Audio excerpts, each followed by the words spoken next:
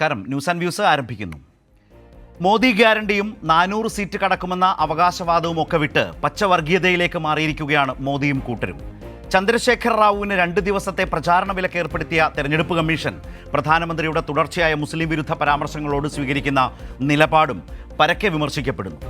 രാജ്യത്തെ തെരഞ്ഞെടുപ്പ് കാലം ഇങ്ങനെ മുന്നോട്ടു പോകുമ്പോൾ ഉയർന്നുവരുന്ന പുതിയ പ്രശ്നങ്ങളും NDAയുടെ നില പരുങ്ങലിലാക്കുന്നുണ്ട്. 200 സ്ത്രീകളെ പീഡിപ്പിച്ച് ദൃശ്യങ്ങൾ പകർത്തിയ പ്രജ്വൽ രേവണ്ണയുടെ കർണാടകയിലെ സ്ഥാനാർത്ഥിത്വം മോദിക്ക് നേരെ വലിയ ചോദ്യങ്ങളാണ് ഉയർത്തുന്നത്. ഇതിനോടൊക്കെ ദില്ലിയിലെ മുഖ്യധാരാ ദേശീയ മാധ്യമങ്ങൾ എങ്ങനെ പ്രതികരിക്കുന്നു?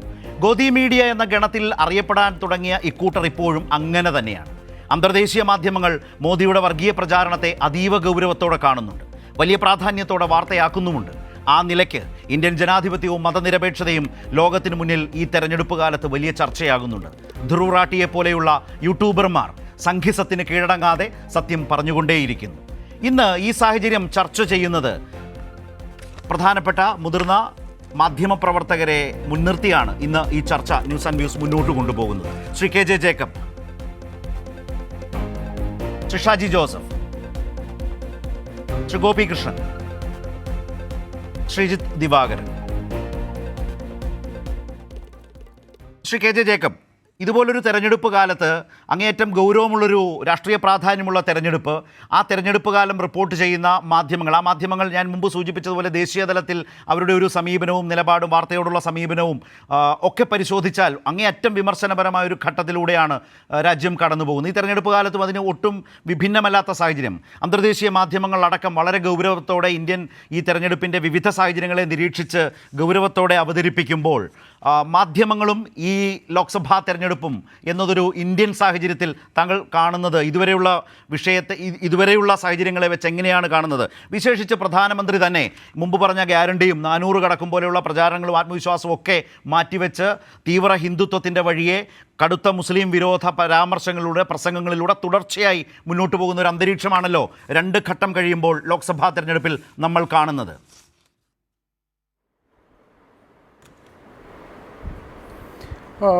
അച്ചടി മാധ്യമങ്ങൾ പ്രധാനമന്ത്രിയുടെ പ്രസ്താവനകളെ പ്രാധാന്യത്തോടുകൂടി കൊടുക്കുന്നുണ്ട് എന്നുള്ളതാണ് എനിക്ക് തോന്നുന്നത്. മിക്കവാറും മാധ്യമങ്ങൾ ഈ പ്രധാനമന്ത്രി സാധാരണഗതിയിൽ ഒരു പ്രധാനമന്ത്രിയും ഒരു ഇന്ത്യൻ പ്രധാനമന്ത്രി പോകട്ടെ, മേ ബി ഡൊണാൾഡ് ട്രംപ് ഒഴികെ ലോകത്തിലെ ഒരു ഭരണാധികാരിയും പ്രയോഗിക്കാത്ത ഭാഷയാണ് ഇന്ത്യയുടെ പ്രധാനമന്ത്രി പ്രയോഗിച്ചുകൊണ്ടിരിക്കുന്നത്. ഇന്നിപ്പോൾ ഏറ്റവും അവസാനം വന്നത് ഗുജറാത്തിലെ കർഷകരോട് സംസാരിക്കുമ്പോൾ പ്രധാനമന്ത്രി ഇങ്ങനെ പറയുന്നു: നിങ്ങൾക്ക് 2 പോത്തുകളുണ്ടെങ്കിൽ അതിലൊന്നിനെ കോൺഗ്രസും മറ്റു പ്രതിപക്ഷ പാർട്ടികളും അധികാരത്തിൽ വന്നാൽ അവർ പിടിച്ചുകൊണ്ടുപോകും എന്ന്. 40% ദേശീയ സമ്പത്തിൻ്റെ കൈകാര്യം ചെയ്യുന്നത് 1% മനുഷ്യരാണ് എന്നുള്ള പഠന റിപ്പോർട്ടുകളുള്ള ഒരു നാടാണ് ഇന്ത്യ. 40%, അത് 1% മനുഷ്യരുടെ കയ്യിൽ. ഈ സമ്പത്ത് അതൊന്ന് പുനർക്രമീകരിക്കണം എന്നുള്ളതിനെക്കുറിച്ച് രാജ്യത്തിൻ്റെ സമ്പത്ത് ഇവിടുത്തെ പിന്നോക്കക്കാർക്കും ദളിതർക്കും മുസ്ലിങ്ങളടക്കമുള്ള അവശ്യ വിഭാഗങ്ങൾക്കും കൊടുക്കണം എന്നൊരു പ്രധാനമന്ത്രി പറഞ്ഞതിന് രാജ്യത്തിൻ്റെ സമ്പത്ത് മുസ്ലിങ്ങൾക്ക് വേണ്ടി പിടിച്ചു പറിക്കാനാണ് കോൺഗ്രസിൻ്റെ പ്ലാൻ എന്നുള്ള ദുർവ്യാഖ്യാനം നടത്തുന്ന പ്രധാനമന്ത്രി, അത് നമ്മൾ അതിഭീകരമായ ഒരവസ്ഥയാണ് നമുക്കുള്ളത്. ഒരു ജനാധിപത്യം എന്ന നിലയ്ക്ക് നമുക്ക് ഒരിക്കലും അംഗീകരിക്കാൻ പറ്റാത്ത പ്രധാനമന്ത്രി എന്നുള്ളതല്ല, ഒരു വാർഡ് മെമ്പർ പോലും പറയാൻ പാടില്ലാത്ത തരത്തിലുള്ള പച്ച വർഗീയതയാണ്. ശരിക്കും പറഞ്ഞാൽ IPC സെക്ഷൻ 153 എടുത്തു വെച്ച് കേസെടുക്കേണ്ട ഓരോ പ്രസംഗത്തിൻ്റെ പേരിലും കേസെടുക്കേണ്ട തരത്തിലുള്ള വർത്തമാനമാണ് ഇന്ത്യയുടെ പ്രധാനമന്ത്രി പറഞ്ഞുകൊണ്ടിരിക്കുന്നത്. മാധ്യമങ്ങൾ, ഞാൻ കണ്ടെടുത്തോളം അച്ചടി മാധ്യമങ്ങൾ അതിനെക്കുറിച്ച് ഈ വാർത്തകൾ റിപ്പോർട്ട് ചെയ്തിട്ടുണ്ട്, ഇതിനെക്കുറിച്ച് മുഖപ്രസംഗങ്ങൾ എഴുതിയിട്ടുണ്ട്. പക്ഷേ നമ്മുടെ വിഷ്വൽ മീഡിയ എങ്ങനെയാണ് ഇതിനെ കൈകാര്യം ചെയ്തതെന്ന് എനിക്ക് അത്ര നല്ലൊരു ധാരണയില്ല. പക്ഷേ കേരളത്തിൽ ഇതൊരു ചർച്ചയായിട്ടില്ല എന്നെനിക്കറിയാം. ഇത് വളരെ അപൂർവം ഓൺലൈൻ പോർട്ടലുകൾ മാത്രമാണ് ഇതിനെക്കുറിച്ച് ചർച്ച ചെയ്തിട്ടുള്ളത്. നമ്മളുടെ മെയിൻ സ്ട്രീം മാധ്യമങ്ങളിൽ ഈ സാധനം കേരളത്തിൽ ചർച്ച ചെയ്യപ്പെട്ടിട്ടില്ല എന്നുള്ളത് തന്നെയാണ്. ഇത് തെരഞ്ഞെടുപ്പ് ആര് ജയിക്കുന്നു എന്നുള്ളതല്ല. തെരഞ്ഞെടുപ്പ് ചിലപ്പോൾ NDA തന്നെ ജയിക്കാം, അവർ ഇന്ത്യയിലെ ഏറ്റവും വലിയ രാഷ്ട്രീയ പാർട്ടിയാണ്, അവർക്ക് തെരഞ്ഞെടുപ്പ് ജയിക്കാം. പക്ഷേ തെരഞ്ഞെടുപ്പ് ജയിക്കുമ്പോഴും എന്ത് പറഞ്ഞാണ് തെരഞ്ഞെടുപ്പ് ജയിക്കുന്നത് എന്നുള്ളത് ജനാധിപത്യത്തെ സംബന്ധിച്ച് ഭീഷണമായ ഒരു കാര്യമായി ബാക്കി നിൽക്കുന്നു. സ്വന്തം പൗരന്മാരെക്കുറിച്ചാണ് മുഖ്യമന്ത്രി പേരെടുത്ത് പറയുന്നത്. ഒരു സമുദായത്തെക്കുറിച്ച് മുഖ്യമന്ത്രി പേരെടുത്ത് പറയുകയാണ്. ഈ മുസ്ലിം സമുദായം എന്നുള്ളത് എന്താണ്, അവരുടെ സാമൂഹ്യ സാമ്പത്തിക സ്ഥിതി എന്താണ് എന്നുള്ളതിനെക്കുറിച്ച് പഠിച്ച രാജേന്ദ്ര സച്ചാർ കമ്മീഷൻ അവരുടെ ഇന്ത്യയിലെ മുസ്ലിങ്ങളുടെ അവസ്ഥ പലയിടത്തും ദളിതരെക്കാളും മോശമാണ് എന്ന് പറഞ്ഞ് റിപ്പോർട്ട് എഴുതി വച്ചിട്ടുണ്ട്. അത് ഇന്ത്യയുടെ പ്രധാനമന്ത്രിക്ക് അവൈലബിളാണ്. ആ റിപ്പോർട്ട് കയ്യിൽ വെച്ചിട്ടാണ് പ്രധാനമന്ത്രി ഇങ്ങനെ പറഞ്ഞ് നടക്കുന്നത്. നമ്മുടെ രാജ്യത്ത് മതത്തിൻ്റെ അടിസ്ഥാനത്തിൽ സംവരണം കൊടുക്കാൻ വകുപ്പില്ല. അത് പ്രധാനമന്ത്രി പ്രത്യേകിച്ച് എടുത്തു പറയേണ്ട ആവശ്യമില്ല. ഇന്ത്യയിൽ ഞാൻ മനസ്സിലാക്കുന്നിടത്തോളം 10-ലധികം സംസ്ഥാനങ്ങളിൽ മുസ്ലിങ്ങൾക്ക് സംവരണമുണ്ട്. എങ്ങനെയാണ് സംവരണം വരുന്നത്? പിന്നോക്ക സമുദായങ്ങൾക്ക്, കേരളത്തിൽ പോലും പിന്നോക്കക്കാരായ സമുദായങ്ങൾക്ക് സംവരണം കൊടുക്കാൻ ഭരണഘടനാപരമായ വ്യവസ്ഥയുണ്ട്. ആ വ്യവസ്ഥ അനുസരിച്ചാണ് ഇന്ത്യയിൽ ഭരണം കൊടുക്കുന്നത്. എന്തിനാണ് മുഖ്യമന്ത്രി മതത്തെ അതിൻ്റെ അകത്ത് പ്രധാനമന്ത്രി എന്തിനാണ് മതത്തെ അതിൻ്റെ അകത്ത് കൊണ്ടുവരുന്നത്? നമ്മുടെ നാട്ടിലെ ഭരണഘടനയ്ക്ക്, നമ്മുടെ റെപ്രസെൻറ്റേഷൻ ഓഫ് പീപ്പിൾ ആക്ട് അനുസരിച്ച്, നമ്മുടെ നാട്ടിലെ ഇന്ത്യൻ ശിക്ഷാ നിയമം അനുസരിച്ച്, നമ്മുടെ നാട്ടിലെ വളരെ സാധാരണമായ നമ്മളൊക്കെ പ്രവർത്തിക്കുന്ന വളരെ നാടിൻ്റെ ധാർമ്മികത അനുസരിച്ച് പറയാൻ പാടില്ലാത്ത വർത്തമാനം പറഞ്ഞുകൊണ്ടാണ് നമ്മുടെ നാടിൻ്റെ പ്രധാനമന്ത്രി വോട്ട് പിടിക്കുന്നത് എന്നുള്ളത് അത്യധികം ഖേദകരമായ കാര്യമാണ്. അതിന് യാതൊരു ന്യായീകരണവുമില്ല. ഇത് വേണ്ട വിധത്തിൽ നമ്മളുടെ ചർച്ചയാകുന്നില്ല എന്നുള്ളത് അതിൽ കൂടുതൽ സങ്കടകരമായ കാര്യമാണ്. കാരണം പ്രധാനമന്ത്രി പറഞ്ഞങ്ങ് പോകും. നമ്മുടെ രാജ്യം നിലനിൽക്കേണ്ടതുണ്ട്, പൗരന്മാർക്ക് ഈ കാര്യങ്ങളെക്കുറിച്ച് അറിയേണ്ടതുണ്ട്. അത് ചർച്ച ചെയ്യപ്പെടുന്നില്ല എന്നുള്ളത് അങ്ങേയറ്റം ഖേദകരമായ കാര്യമാണ്.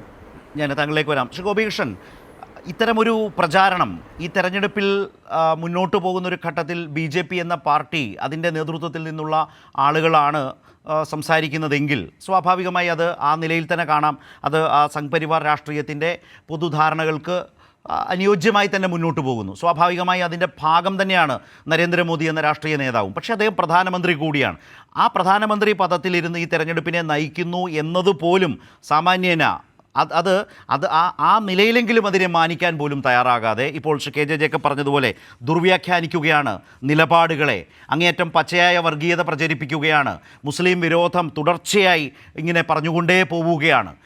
ആ നിലയിലാണ് ഇന്ത്യൻ പ്രധാനമന്ത്രി നരേന്ദ്രമോദി തെരഞ്ഞെടുപ്പിനെ നയിക്കുന്നത് എന്ന ശക്തമായ നിരീക്ഷണം അതിശക്തമായി നാട്ടിലെങ്ങും വരുന്നൊരു കാലത്താണ് ഈ തെരഞ്ഞെടുപ്പ് എന്നത് ഒരു തരത്തിൽ പ്രശ്നം തന്നെയല്ലേ?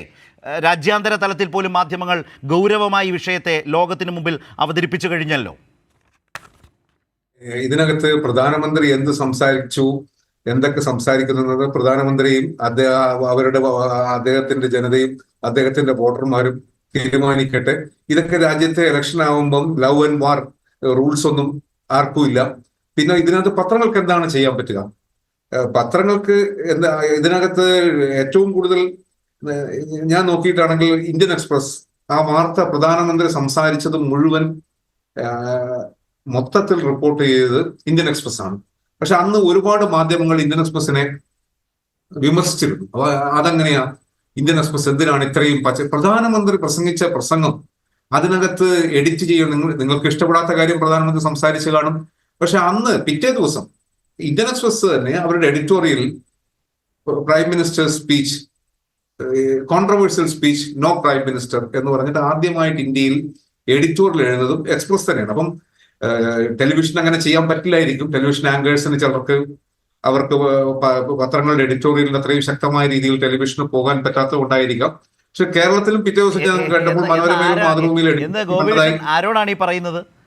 നമ്മൾ ഈ നാട്ടിൽ അവർ എന്താണ് പറയുന്നത്, കോട്ടിട്ട ജഡ്ജിമാർ എന്ന നിലയിലേക്ക് സ്വയം അവതാരങ്ങളായി മാറി ഏറ്റവും അധികം വിധി പ്രസ്താവം നടത്തുകയും ആത്മരോഷം കൊള്ളുകയും ഒക്കെ ചെയ്യുന്ന നിലയിലേക്ക് മാറുന്ന ഒരു കാലത്ത്, എഡിറ്റോറിയൽ പരിപാടികൾ നടക്കുന്ന ഒരു കാലത്ത് രാജ്യത്ത് ഇത് വരുമ്പോൾ മാത്രം മൗനമാകുന്നു, കണ്ടില്ല എന്ന് നടിക്കുന്നുവെങ്കിൽ അത് ആ മീഡിയത്തിൻ്റെ സാധ്യതയില്ലായ്മ കൊണ്ടല്ല, അത് വേണ്ട എന്ന് വെച്ചിട്ടല്ലേ? അവർക്ക് കുറച്ചുകൂടെ പെട്ടെന്ന് ഡിസിഷൻ എടുക്കാൻ പറ്റിയില്ലായിരിക്കാം. ഇത് വന്ന് വൈകുന്നേരമാണ് വാർത്ത വന്ന് പിറ്റേ ദിവസമെങ്കിലും ചെയ്യാമായിരുന്നു. പക്ഷെ അവരുടെ ടെലിവിഷൻ ചാനലുകളുടെ ഡിബേറ്റുകളുടെ ഇന്നത്തെ ഒരു സ്റ്റൈലൊക്കെ വെച്ചിട്ട് അത് സംഭവിച്ചിട്ടില്ലായിരിക്കാം. ടെലിവിഷൻ സംഭവിക്കുന്നത് എന്താണ്? ഞാനതിന്റെ ശരത്ത് ഇപ്പോഴത്തെ പ്രശ്നത്തിലോട്ട് വരാം. പ്രിന്റും ടെലിവിഷനും തമ്മിലുള്ള വ്യത്യാസം വരുന്നത്, ടെലിവിഷനിൽ എന്തോ നമ്മൾ കാണുന്നത് ഒരു വിഷയം ഇന്ന് ഇപ്പോൾ രാത്രിയാണോ പകലാണോ എന്ന് എല്ലാവർക്കും സംശയമില്ലാത്തൊരു കാര്യത്തിൽ പോലും മറുപടി പറയാനും പറയാൻ രണ്ട് വശത്തുനിന്നും ആളിനെ കൊണ്ടുവന്ന അവസാനം അതൊരു ഷൗട്ടിംഗ് ഡിബേറ്റ് മാച്ചായി മാറി ടെലിവിഷൻ ചാനൽസ്. പക്ഷെ പത്രങ്ങളിൽ എക്സ്പ്രസ് നന്നായി ചെയ്തിട്ടുണ്ടെന്നാണ് ഞാൻ നന്നായി വായിച്ച എഡിറ്റോറിയൽ എക്സ്പ്രസിൻ്റെതാണ്. No prime minister, controversial speech, no prime minister എന്ന് പറഞ്ഞാൽ എക്സ്പ്രസ് ചെയ്തിട്ടുണ്ട്. പക്ഷെ ഇതിനകത്തുള്ള പ്രോബ്ലം എന്ന് വെച്ചാൽ ഇന്ത്യൻ മീഡിയയുടെ വേറൊരു തരത്തിൽ പ്രോബ്ലം പറഞ്ഞാൽ അമേരിക്കൻ മീഡിയ ഇലക്ഷൻ സമയത്ത് അവരുടെ സ്റ്റാൻഡ് ഡിക്ലെയർ ചെയ്യും. അമേരിക്കൻ മീഡിയയിൽ അവരുടെ എഡിറ്റോറിയലും ഇംഗ്ലീഷ് മീഡിയയും ഇംഗ്ലണ്ടിലെ മീഡിയയും സ്റ്റാൻഡ് ഡിക്ലെയർ ചെയ്യുകയും ഇതാണ് ഞങ്ങളുടെ സ്റ്റാൻഡ്, ഞങ്ങൾ ഇന്നതിന് വോട്ട് ചെയ്യാൻ അഭ്യർത്ഥിക്കുന്നു. പിന്നെ പത്രങ്ങളിൽ നിന്ന് പോലും ജേർണലിസ്റ്റുകൾക്ക് പോലും ഇലക്ഷൻ പാർട്ടികൾ ഫണ്ടിങ് കൊടുക്കുകയും അത് ആർക്ക് എപ്പോഴും കോൺഗ്രസ് ഡെമോക്രാറ്റുകൾക്കാണ് റിപ്പബ്ലിക്കിനേക്കാൾ കൂടുതൽ ജേർണലിസ്റ്റുകളുടെ സപ്പോർട്ട് കിട്ടുന്നത്. പക്ഷെ റിസൾട്ട് വരുമ്പോൾ മാറിയും തിരിഞ്ഞും ഒക്കെ വരാറുണ്ട്. പക്ഷെ ഇന്ത്യൻ പത്രങ്ങൾ നമ്മൾ കാണുന്നത് പലരും ഞാൻ നല്ലവനും, ഞാൻ സ്വതന്ത്രനും, ഞാൻ ഇൻഡിപെൻഡന്റുമാണെന്ന് പറയുകയും നമ്മൾ നമ്മുടെ രാഷ്ട്രീയ സ്റ്റാൻഡ് എടുക്കാതിരിക്കുക. കാര്യം ഇതിനകത്ത് ജേർണലിസ്റ്റുകൾ രാഷ്ട്രീയത്തിൽ നിന്ന് ഒഴിവായി നിൽക്കണം എന്ന് പറയുന്ന ഒരു കൺസെപ്റ്റ് ശരിയല്ല. എല്ലാവരും 18ാമത്തെ വയസ്സ് കഴിഞ്ഞാൽ വോട്ട് ചെയ്യാൻ റൈറ്റ് ഉള്ളതാണ്. പക്ഷെ ഇവിടെ പ്രശ്നം വരുന്നത് നിങ്ങളുടെ അഭിപ്രായം അത് ജനങ്ങളുടെ തലയിൽ അടിച്ചേൽപ്പിക്കുക, സത്യം പറയുക. സത്യം നിങ്ങളെ കൊണ്ട് പറയാൻ പറ്റിയില്ലെങ്കിലും കള്ളം പറയാതിരിക്കുക. ഇപ്പൊ നമ്മൾ തിരിച്ച് പ്രധാനമന്ത്രിയുടെ സ്പീച്ചിലോട്ട് വന്നു കഴിഞ്ഞാൽ ജേർണലിസ്റ്റുകൾക്ക് എന്താ ചെയ്യാൻ പറ്റുക? ഈ എഡിറ്റർമാർക്ക് എഡിറ്റോറിയൽ എഴുതാം, റിപ്പോർട്ടേഴ്സിന് പ്രധാനമന്ത്രി ഇങ്ങനെ സംസാരിച്ചു എന്ന് എഴുതുകയല്ലാതെ അതിനപ്പുറത്തോട്ട് ഓപ്പോസിഷൻ എന്താണോ പറയുന്നത് അതും കൂടെ പബ്ലിഷ് ചെയ്യുക എന്നുള്ളതല്ലാതെ അതിൽ കൂടുതൽ എങ്ങനെയാ പോവുക? നമ്മൾ കാണുന്ന ഇലക്ഷനാണ്, എല്ലാവർക്കും അവസാനം പഞ്ചിങ് ബാഗ് ജേർണലിസ്റ്റ് ആണ്. പിന്നെ ചില TV ചാനലുകളിൽ ഇതിനെ ആളിക്കത്തിക്കുന്ന രീതിയിൽ ചർച്ച നടന്നിട്ടുള്ളത് ശരിയല്ല. ആവശ്യമില്ലാതെ പ്രധാനമന്ത്രി എന്താണ് പറഞ്ഞത് ആ സ്പീച്ച് അതുപോലെ റിപ്പോർട്ട് ചെയ്തതിന് പകരം അതിന് ഫർദർ ആളിക്കത്തിക്കാൻ ചില ചാനലുകളുടെ ഭാഗത്ത് ഞാൻ കണ്ടിട്ടുണ്ട്, അവരുടെയൊക്കെ പ്രോഗ്രാംസ് ഉണ്ടായിട്ടുണ്ട് എന്നുള്ളത് ശരിയായ നടപടിയല്ല. ശരി, ഞാൻ ഗോപീഷനിലേക്കും വരാം. ശ്രീ ഷാജി ജോസഫ്, അതിനുശേഷം ശ്രീജിത്തിലേക്കും വരാം. ശ്രീ ഷാജി ജോസഫ്, ഇപ്പോൾ ഈ വിഷയവുമായി ബന്ധപ്പെട്ട് ശ്രീ KJ ജേക്കബും അതുപോലെ തന്നെ നമ്മളുടെ മുമ്പിൽ ഇപ്പോൾ ഗോപീഷനും സംസാരിച്ചു. ഇപ്പോൾ ഗോപീഷൻ അവസാനം പറഞ്ഞതുപോലെ മാധ്യമങ്ങൾക്ക് എന്താണ് ചെയ്യാനാവുക? ഒരു എഡിറ്റോറിയൽ എഴുതാം, പ്രധാനമന്ത്രി പറഞ്ഞത് കൊടുക്കാം, അല്ലെങ്കിൽ പ്രതിപക്ഷം പറഞ്ഞത് കൊടുക്കാം എന്ന നിലയിലേക്ക്. അതിനപ്പുറം ഒരു മാധ്യമത്തിൻ്റെ ശക്തി എന്താണ്, സാധ്യത എന്താണ് എന്നൊരു തെരഞ്ഞെടുപ്പ് കാലത്ത് അദ്ദേഹം ചോദിക്കുമ്പോൾ അത്ര നിഷ്കളങ്കമാണോ എന്ന ഒരു പ്രശ്നം ഇതിനകത്തില്ലേ? പ്രധാനമന്ത്രി പദത്തിലിരുന്നു കൊണ്ട് ഇന്ത്യൻ തെരഞ്ഞെടുപ്പ് രംഗത്ത് ഇപ്പോൾ മോദി സ്വീകരിക്കുന്ന ഈ ശൈലി നമുക്ക് അത്രമേൽ മുൻപരിചയമുള്ളതാണോ? ഒരു പ്രശ്നം അക്കാര്യത്തിലുണ്ടല്ലോ. അതുമായി ബന്ധപ്പെട്ട ഏറ്റവും പ്രധാനപ്പെട്ട ഒരു വിഷയത്തെ അതിൻ്റെ ആഴത്തിലേക്ക് യഥാർത്ഥത്തിൽ രാഷ്ട്രീയമായി രാജ്യത്തിന് പോകാനാകുന്നുണ്ടോ? അതൊരു ഗൗരവമുള്ള വിഷയം തന്നെയല്ലേ? ശരത്തെ, ഞാൻ ഈ വിഷയത്തെ വളരെ കൃത്യമായി അനലൈസ് ചെയ്യാനൊരു ശ്രമം നടത്തിയിരുന്നു. നമ്മൾ ശ്രദ്ധിക്കുക, ആദ്യത്തെ ഫേസിലെ വോട്ടിംഗ് കഴിയുന്നതുവരെ പ്രൈം മിനിസ്റ്റർ നരേന്ദ്രമോദിക്ക് ഈ തെരഞ്ഞെടുപ്പിലെ പ്രചരണത്തിൻ്റെ അടിസ്ഥാന തത്വങ്ങളെയും നിയമങ്ങളെയും പാലിച്ചുകൊണ്ട് മുന്നോട്ട് പോകുവാൻ അദ്ദേഹം ഒരു സമീപനം സ്വീകരിച്ചു എന്നുള്ളതിൽ യാതൊരു സംശയവുമില്ല.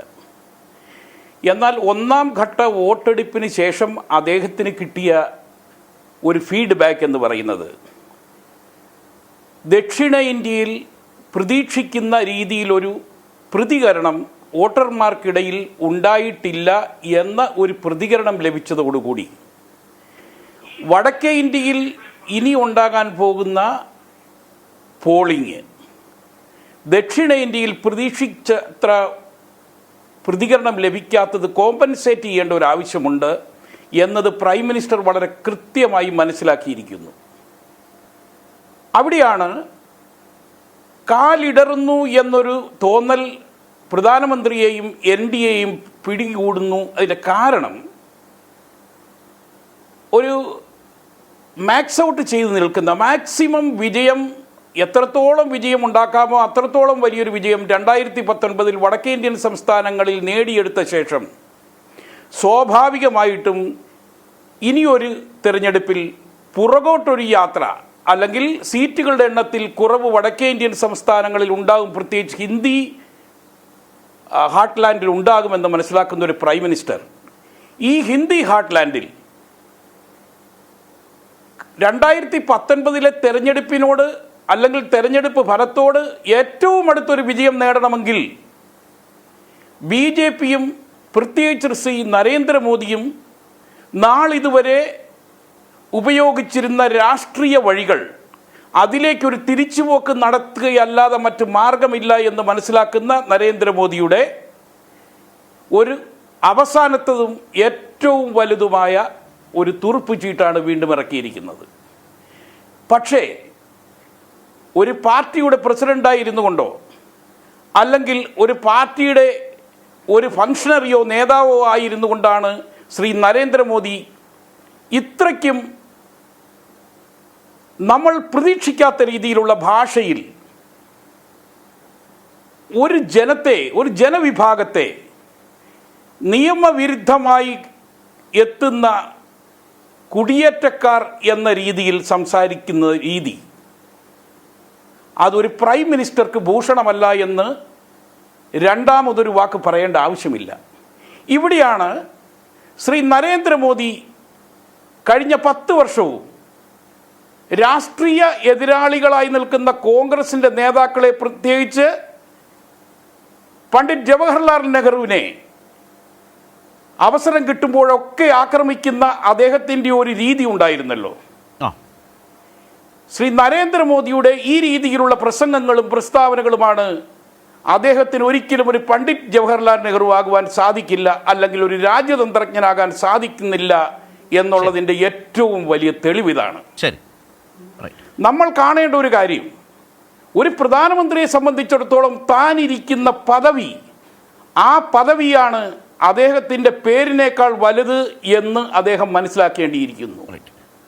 സാധാരണഗതിയിൽ നമ്മൾ വിചാരിക്കുക, ബീഹാറിൽ ലാലു പ്രസാദ് യാദവ് ജാതി രാഷ്ട്രീയത്തിൽ ഊന്നിയ രാഷ്ട്രീയം കളിക്കുമ്പോഴും ഒരു ജാതിയെയും പേരെടുത്ത് പറഞ്ഞ് തന്നെ എതിർക്കുന്ന മുന്നോക്കക്കാരായ ഒരു ജാതിയെയും പേര് പറഞ്ഞ് ആക്ഷേപിച്ച ഒരു സംഭവം ഉണ്ടായിട്ടില്ല.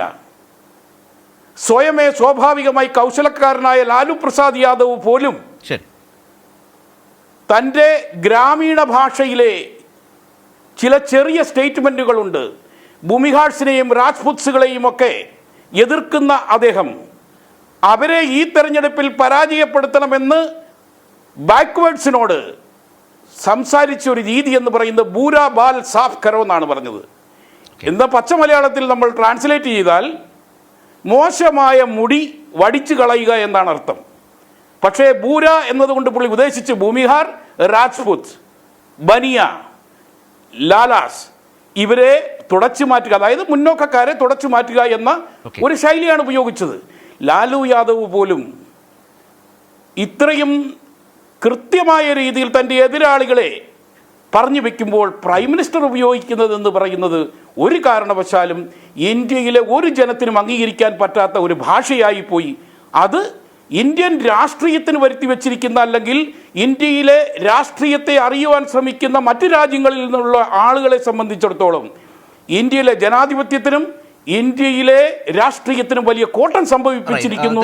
അതിന് ഉത്തരവാദി പ്രൈം മിനിസ്റ്ററാണെന്ന് പറയുന്നത് അതായത് പ്രധാനമന്ത്രിയുടെ ഈ മാറ്റം രാഷ്ട്രീയ നേതാവ് എന്ന നിലയിൽ BJP പരമാവധി സീറ്റുകൾ പിടിച്ചെടുക്കാൻ വേണ്ടി, നിലനിർത്താൻ വേണ്ടി ഏതറ്റം വരെയും പോകും എന്ന് സ്വയം പ്രഖ്യാപിച്ച് മുന്നോട്ട് പോകുന്നു. പക്ഷേ അദ്ദേഹം ഇരിക്കുന്നത് ഇന്ത്യൻ പ്രധാനമന്ത്രി പദത്തിലാണ് എന്നത് പോലും മറന്നുകൊണ്ട് മുന്നോട്ട് പോകുന്നു എന്ന ഒരു അന്തരീക്ഷം. ഇവിടെ ശ്രീജിത്ത്, ആ നിലയിലുള്ള മോദിയുടെ 1ഉം 2ഉം ഘട്ടം എന്ന് പറയുമ്പോൾ തമിഴ്നാടും കഴിഞ്ഞു, കേരളവും കഴിഞ്ഞു, കേരളത്തോട് അടുത്ത് കിടക്കുന്ന കർണാടകത്തിൻ്റെ ഒരു ഭാഗവും കഴിഞ്ഞു. മാത്രവുമല്ല പോളിംഗ് ശതമാനം കുറഞ്ഞത് ദക്ഷിണേന്ത്യയിൽ മാത്രമല്ല, 1ഉം 2ഉം ഘട്ടത്തിൽ ഏറ്റവും അധികം BJP ഒക്കെ കേരളത്തിലെ തെരഞ്ഞെടുപ്പ് രംഗത്ത് ഏറ്റവും ചെറിയ നേതാവ് മുതൽ വലിയ നേതാവ് വരെ ശ്രീജിത്ത് പറഞ്ഞുകൊണ്ടിരുന്നത് ഞങ്ങൾ 400 സീറ്റിൽ ജയിക്കും, കോൺഗ്രസ് ഒരു 40 സീറ്റിന് വേണ്ടിയിട്ടാണ്, CPIM ഒരു 4 സീറ്റിന് വേണ്ടിയാണ് മത്സരിക്കുന്നതെന്ന് നിരന്തരം പറഞ്ഞുകൊണ്ടിരുന്ന ആളുകൾ ഇപ്പോൾ ആദ്യത്തെ 2 ഘട്ടത്തിലും പോളിംഗ് ഉത്തരേന്ത്യയിലും കുറഞ്ഞിട്ടുണ്ട്, ആ 2 ഘട്ടങ്ങളിലും. അപ്പോൾ മുമ്പ് ഷാജി ജോസഫൊക്കെ പറഞ്ഞതുപോലെ ആ തിരിച്ചറിവിൽ നിന്ന് ഒരു പുതിയ രീതിയിലേക്ക് മാറുകയാണ്, ആ ഹിന്ദുത്വ കാർഡിലേക്ക്, തീവ്ര ഹിന്ദുത്വ കാർഡിലേക്ക് മാറുകയാണ്. പക്ഷേ അതിന് നേതൃത്വം കൊടുക്കുന്നത് പ്രധാനമന്ത്രിയാണ് എന്നൊരു പ്രശ്നമുണ്ട്.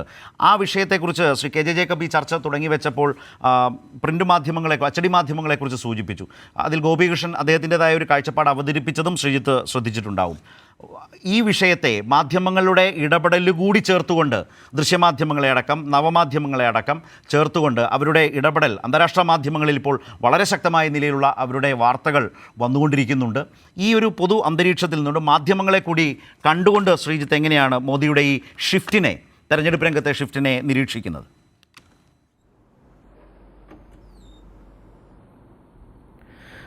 ഇപ്പോൾ നമുക്കറിയാം ഒരു പ്രത്യേക ഘട്ടത്തിലാണ് ഇത്തരം ഒരു തീവ്രമായ വർഗീയത അല്ലെങ്കിൽ നമ്മൾ ഈ പറയുന്ന രീതിയിലുള്ള ഒരു ഹെയ്റ്റ് ക്യാമ്പയിൻ ആരംഭിക്കാനായിട്ട് നരേന്ദ്രമോദിയും BJPയും തീരുമാനിച്ചത്. അത് തീരുമാനിക്കുക മാത്രമല്ല, അതിലവർ വളരെ ശക്തമായിട്ട് ഉറച്ചു നിൽക്കുകയുമാണ് ചെയ്യുന്നത്. ഇന്നിപ്പോൾ BJPയുടെ ഔദ്യോഗിക മറ്റേ എല്ലാ ഹാൻഡിലുകളിലൂടെയും ഇതേ കാര്യം, അതായത് ഏറ്റവും മോശമായ രീതിയിൽ നിങ്ങളുടെ മറ്റേ ഭാര്യമാരുടെ മംഗളസൂത്രം അടക്കമുള്ള കാര്യങ്ങൾ തട്ടിപ്പറിക്കാനായിട്ട് അവർ പോവുകയാണ് എന്ന് പറഞ്ഞിട്ട് അടക്കമുള്ള കാര്യങ്ങൾ പറഞ്ഞിട്ടുണ്ട്. നമുക്കറിയാം, ഏറ്റവും നീചമായ രീതിയിൽ മാത്രം ഒരു വിഭാഗം ആളുകളെ ഉപയോഗിക്കാൻ പറ്റുന്ന തരത്തിലേക്ക്, നേരത്തെ KJ പറഞ്ഞു, ഒരു പഞ്ചായത്ത് മെമ്പറല്ല, ഒരു സാധാരണ പൗരൻ പോലും നമ്മുടെ സമൂഹത്തിലെ ഒരു ന്യൂനപക്ഷത്തിൽപ്പെട്ട അല്ലെങ്കിൽ മറ്റൊരു വിഭാഗത്തിൽപ്പെട്ട ആളുകളെ നുഴഞ്ഞുകയറ്റക്കാരെന്നോ അല്ലെങ്കിൽ അവർ കുട്ടികളെ പെറ്റുകൂട്ടുന്ന ആളുകളെന്നോ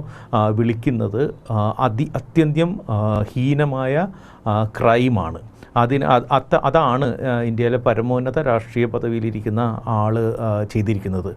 അതിനെതിരായിട്ടുള്ളൊരു പ്രതികരണം സ്വാഭാവികമായിട്ടും ഇപ്പോൾ നേരത്തെ തന്നെ നമ്മളിവിടെ പറയേണ്ടായിരുന്നു.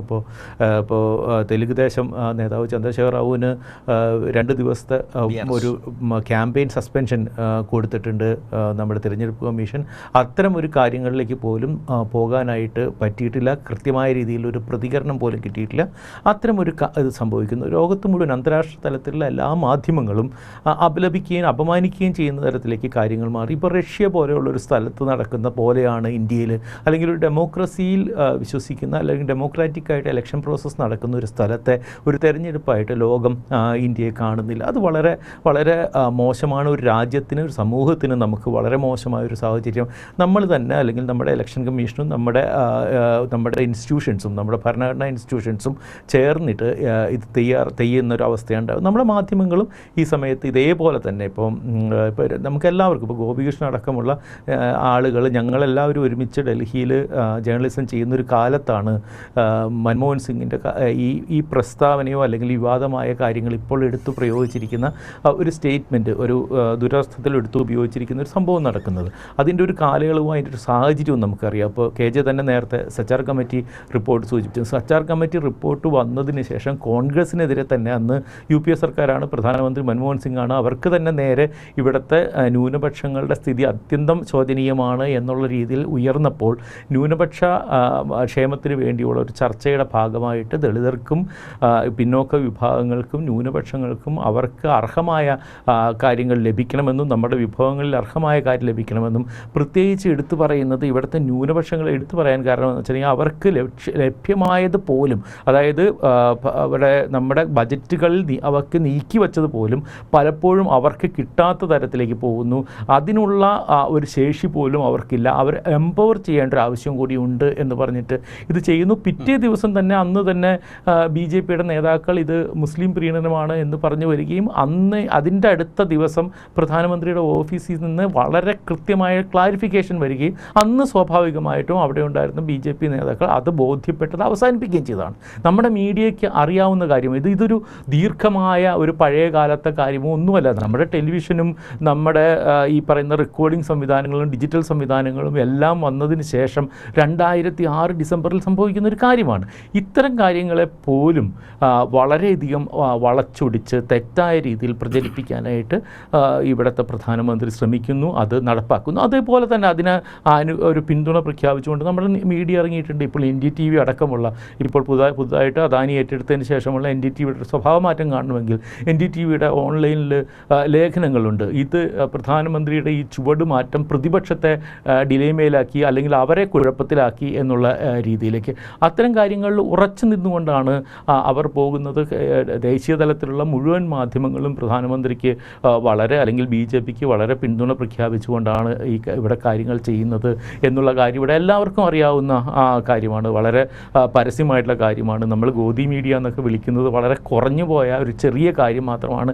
PR ടീം പോലെയാണ് നാഷണൽ മീഡിയ പ്രവർത്തിക്കുന്നത്. വളരെ കുറച്ച് ഇപ്പോൾ ഇന്ത്യൻ എക്സ്പ്രസ് പോലെയുള്ള ഒന്നോ രണ്ടോ പ്രിൻറ്റ് മാധ്യമങ്ങൾ, അതുപോലെയുള്ള ചില വളരെ അപൂർവം ഓൺലൈൻ മാധ്യമങ്ങളുമാണ് വളരെ സ്ട്രോങ് ആയിട്ട്. ഇപ്പോൾ പ്രിൻ്റ് പോലെയുള്ള ഒരു ഓൺലൈൻ മാഗസിൻ എങ്ങനെയാണ് ഇത്തരത്തിൽ ഒരു ജേർണലിസ്റ്റുകൾ പ്രതികരിക്കുന്നതിന് സൂചകമായിട്ട് ഇന്നൊരു സ്റ്റോറി ചെയ്തിട്ടുണ്ട്. അതായത് 2023-24 കാലയളവിൽ 1 ലക്ഷം കോടി രൂപയുടെ ഒരു സ്വർണ്ണ വായ്പയാണ് ഇന്ത്യക്കാരെടുത്തിട്ടുള്ളത്. അതായത് സ്വർണം യഥാർത്ഥത്തിൽ താലിമാല അടക്കം തട്ടിപ്പറിക്കുന്നത് മോഡിയാണ് എന്നുള്ള അർത്ഥത്തിലാണ്. അതായത് 2018-19 കാലയളവിൽ നിന്ന് 5 വർഷത്തിന് ഇപ്പുറത്തേക്ക് പോകുമ്പോൾ 5 ഇരട്ടിയിലധികം സ്വർണ്ണ വായ്പയ്ക്ക് പൈസ എടുക്കേണ്ട ഒരു അവസ്ഥയിലേക്ക് ഇന്ത്യക്കാർ മാറുന്നു എന്നുള്ളത്.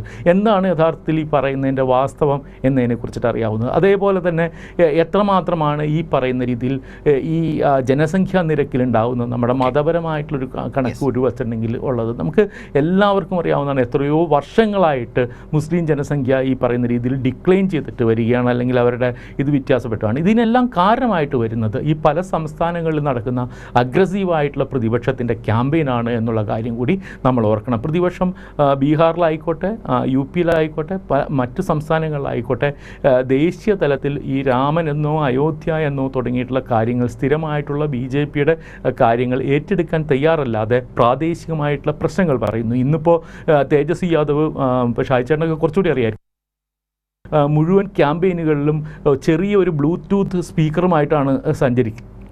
ബ്ലൂടൂത്ത് സ്പീക്കറിലൂടെ കഴിഞ്ഞ 5 വർഷം മുമ്പ് മോഡി സംസാരിച്ച കാര്യം, മുഖ്യമന്ത്രി ആയിരിക്കുന്ന സമയത്ത് മോഡി സംസാരിച്ച കാര്യം, ഇതെല്ലാം 2 മിനിറ്റ് വീതം ആളുകളെ കേൾപ്പിക്കും. പുള്ളി പണ്ട് പറഞ്ഞിരുന്നത് ഇതാണ്, ഇപ്പോൾ പറയുന്നത് എന്താണ് എന്ന് ചോദിച്ചിട്ട് ആ രീതിയിൽ വളരെ എഫക്റ്റീവായിട്ടുള്ള ക്യാമ്പയിൻ കാര്യങ്ങൾ നടത്തുന്നുണ്ട്. സാധാരണ തരത്തിൽ ജനങ്ങളെ ഡിവൈഡ് ചെയ്യാനായിട്ട് ഉപയോഗിക്കാനുള്ള ഒരു കാര്യത്തിന് പിടിക്കാതെ ഇവർ പ്രതിപക്ഷത്തിന്റെ പ്രചാരണത്തിന്റെ രാഷ്ട്രീയ മൂർച്ച തിരിച്ചറിയുന്നു. മാധ്യമങ്ങൾ ഒരു വലിയ വിഭാഗം പൂർണ്ണമായും മോദി സർക്കാരിന് കീഴടങ്ങിയാൽ, നേരത്തെ ഗോദി മീഡിയ ഒക്കെ പഴകിപ്പോയി എന്ന് പറഞ്ഞു, ഇപ്പോൾ മീഡിയയ്ക്ക് പകരം മോഡിയ എന്ന് പറയുന്ന നിലയിൽ കാര്യങ്ങൾ നിൽക്കുകയാണ്. പക്ഷേ സാന്ദർഭികമായ ഒരു കാര്യം കൂടി ശ്രീത്തിനോട് ചോദിക്കട്ടെ. നേരത്തെ ഗോപികൃഷ്ണൻ വളരെ നിസ്സഹായമായി, അല്ലെങ്കിൽ വേറെ എന്താണ് ചെയ്യാൻ കഴിയുക എന്ന് ചോദിച്ച ഗോപികൃഷ്ണനോട് മൻമോഹൻ സിംഗിൻ്റെ ഭരണത്തിൻ്റെ അവസാന കാലത്തൊക്കെ ഏറ്റവും ശക്തമായി ദില്ലിയിൽ പ്രവർത്തിച്ച ഗോപികൃഷ്ണനെ പോലുള്ള മാധ്യമപ്രവർത്തകരാണ് ഇന്ന് ചോദിക്കുന്നത്, എഡിറ്റോറിയൽ എഴുതാം, പ്രസ്താവന കൊടുക്കാം, വേറെ എന്താണ് ചെയ്യാൻ കഴിയുക എന്ന് ചോദിക്കുന്ന ആ ചോദ്യത്തിൻ്റെ ആഴം എന്താണ് ശ്രീജിത്ത്? ഞാൻ വരാം, ഗോപികൃഷ്ണനിലേക്കും വരാം. ശ്രീജിത്ത് പൂർത്തിയാക്കിയിട്ട്. ഇപ്പോൾ ഗോപികൃഷ്ണനൊക്കെ നമുക്ക് അഭിമാനം, അതെ, ഗോപികൃഷ്ണനൊക്കെ നമുക്ക് വളരെ അഭിമാനകരമായിട്ട് രീതിയിലുള്ള ജേർണലിസം ചെയ്തിട്ടുള്ള ആളാണ്. ഒരു പക്ഷേ ഇപ്പം നമ്മൾ കഴിഞ്ഞ ദിവസം ഒരു ഡിസ്കഷൻ പറയേണ്ടായിരുന്നു, കഴിഞ്ഞ ഒരു 10 വർഷത്തിനിടെ നമ്മുടെ മുഖ്യധാര മീഡിയയിൽ ഒരു തരത്തിലുള്ള ഒരു വലിയ എക്സ്ക്ലൂസീവ്സോ വലിയ സ്റ്റോറികളോ മെയിൻ സ്ട്രീം നിന്ന് വന്നിട്ടില്ല. പലപ്പോഴും ഇത്തരം സ്റ്റോറികളോ മറ്റ് പുതിയ റെവലേഷൻസ് എല്ലാം കൊണ്ടുവന്നിട്ടുള്ളത് നമ്മുടെ ഡിജിറ്റൽ മീഡിയയോ നമ്മുടെ സ്വതന്ത്ര മാധ്യമങ്ങൾ എന്ന് വിളിക്കുന്ന ഇൻഡിപെൻഡൻറ്റ് മറ്റേ ചെറിയ മീഡിയ ഹൗസുകളുമാണ്. അല്ലാതെ ഒരു ഇതുമില്ല. അപ്പോൾ ആദർശ കുംഭകോണം തുടങ്ങിയിട്ടുള്ള സ്കാമുകൾ മലയാളിയായിട്ടുള്ള ജോസി ജോസഫ് കൊണ്ടുവരുന്നു, 2G കുംഭകോണം മലയാളി തന്നെയായിട്ടുള്ള ഗോപികൃഷ്ണൻ കൊണ്ടുവരുന്നു. അങ്ങനെയായിരുന്നു ഈ പറയുന്ന നമ്മൾക്കൊരു സ്വതന്ത്രമായിട്ടൊരു ജേർണലിസം നടത്താൻ കിട്ടിയ ഒരു ഇടവേളയിൽ ഇന്ത്യയിലെ ദേശീയ മാധ്യമങ്ങൾ ചെയ്തുകൊണ്ടിരുന്നത്. അതാണ് നമ്മൾ മാധ്യമങ്ങളിൽ നിന്ന് പ്രതീക്ഷിക്കുന്നത്. പക്ഷേ കഴിഞ്ഞ 10 വർഷം ആയിട്ട് നടക്കുന്ന ഒരു സൈലൻസ് നമ്മൾ കാണുന്നതാണ്. അതൊരു സൈലൻസ് മാത്രമല്ല, മറിച്ച് ഒരു മെയിൻ സ്ട്രീം ഒരു ഇതിൻ്റെ രാഷ്ട്രീയ പാർട്ടിയുടെ പ്രചാരകരായിട്ട് മാറുന്നു. അത് പലപ്പോഴും പലരും നമുക്കറിയാം ഇവിടുത്തെ വലിയ കോർപ്പറേറ്റുകളുടെ കയ്യിലാണ് ഇപ്പോൾ ഉള്ളത്. ഇതൊരു കോർപ്പറേറ്റ് മീഡിയയാണ്. സ്വാഭാവികമായിട്ടും BJPയുടെ കൂടെയാണ്. ആ ഭരണകൂട താല്പര്യത്തിലേക്ക്, BJP താല്പര്യങ്ങളിലേക്ക്, മോദി സർക്കാരിൻ്റെ താല്പര്യത്തിലേക്ക് അവർ മാറുന്നു. ഈ വിഷയത്തെ ശ്രീ KJ ജേക്കബ് കുറെ കൂടി ഇൻഡെപ്തായി ഡീറ്റെയിൽഡ് ആയിട്ട് താങ്കൾ സമീപിക്കുന്നത് എങ്ങനെയാണ്? പൂർണ്ണമായും മാധ്യമങ്ങളുടെ ഇപ്പോഴത്തെ ഒരു അന്തരീക്ഷം അത് പുതിയതൊന്നുമല്ല, അത് കുറേ കാലമായി ചർച്ച ചെയ്തു വരുന്നതാണ്. അതങ്ങനെ നിൽക്കുമ്പോൾ തന്നെ ഇപ്പോൾ പ്രചരണ രംഗത്ത് ഓരോ സംസ്ഥാനത്തും പ്രതിപക്ഷം, BJP വിരുദ്ധ പ്രതിപക്ഷ പാർട്ടികൾ അതിശക്തമായി പ്രചരണം മുന്നോട്ട് കൊണ്ടുപോകുന്നത് കൊണ്ടുകൂടിയാണ് മോദിക്ക് 3ാം ഘട്ടത്തിലേക്കൊക്കെ പോകുമ്പോൾ തീവ്ര ഹിന്ദുത്വത്തിൻ്റെ ആ കാർഡിറക്കി കളിക്കേണ്ടി വരുന്നത്. അതിൽ കുറെ കൂടി പരസ്യമായി തന്നെ മുസ്ലിം വിരോധം പറയേണ്ടതായി 3ാം ടേം ചോദിക്കുമ്പോൾ മോദിക്ക് പറയേണ്ടി വരുന്നത്. അപ്പോൾ അങ്ങനെ ഒരു അന്തരീക്ഷത്തിൽ മുഖ്യധാര താങ്കൾ നേരത്തെ പ്രിൻറ്റിനെ കുറിച്ചാണ് ഡീറ്റെയിൽ ആയിട്ട്, കേരളത്തിൽ പോലും ചർച്ചകൾ പോലും നടത്തുന്നില്ല മുഖ്യധാര ദൃശ്യമാധ്യമങ്ങൾ എന്നതടക്കം താങ്കൾ സൂചിപ്പിച്ചു. പക്ഷേ ഇതിനിടയിലും പ്രതിരോധത്തിൻ്റെയും ജനങ്ങളിലേക്ക് വിഷയങ്ങൾ എത്തുകയും ചെയ്യുന്ന നിലയിലേക്കുള്ള ഒരു പുതുവഴി നവമാധ്യമങ്ങളിൽ ഇപ്പോൾ ധ്രുവ് റാട്ടിയെ പോലെയുള്ള ആളുകൾ, യൂട്യൂബർമാർ തുറന്നിട്ടില്ലേ, മില്യൺസ് ആയിട്ടുള്ള വ്യൂവേഴ്സ് ഉണ്ടാകുന്നുണ്ട്, ഇതെല്ലാം കേൾക്കുന്നുണ്ട്. അപ്പോൾ വഴി അടഞ്ഞു പോകുന്നില്ല എന്നത് ജനാധിപത്യത്തെ സംബന്ധിച്ച് പ്രത്യാശ പകരുന്നതാണോ? 109%. എനിക്കകത്ത് സംശയമേ ഇല്ല.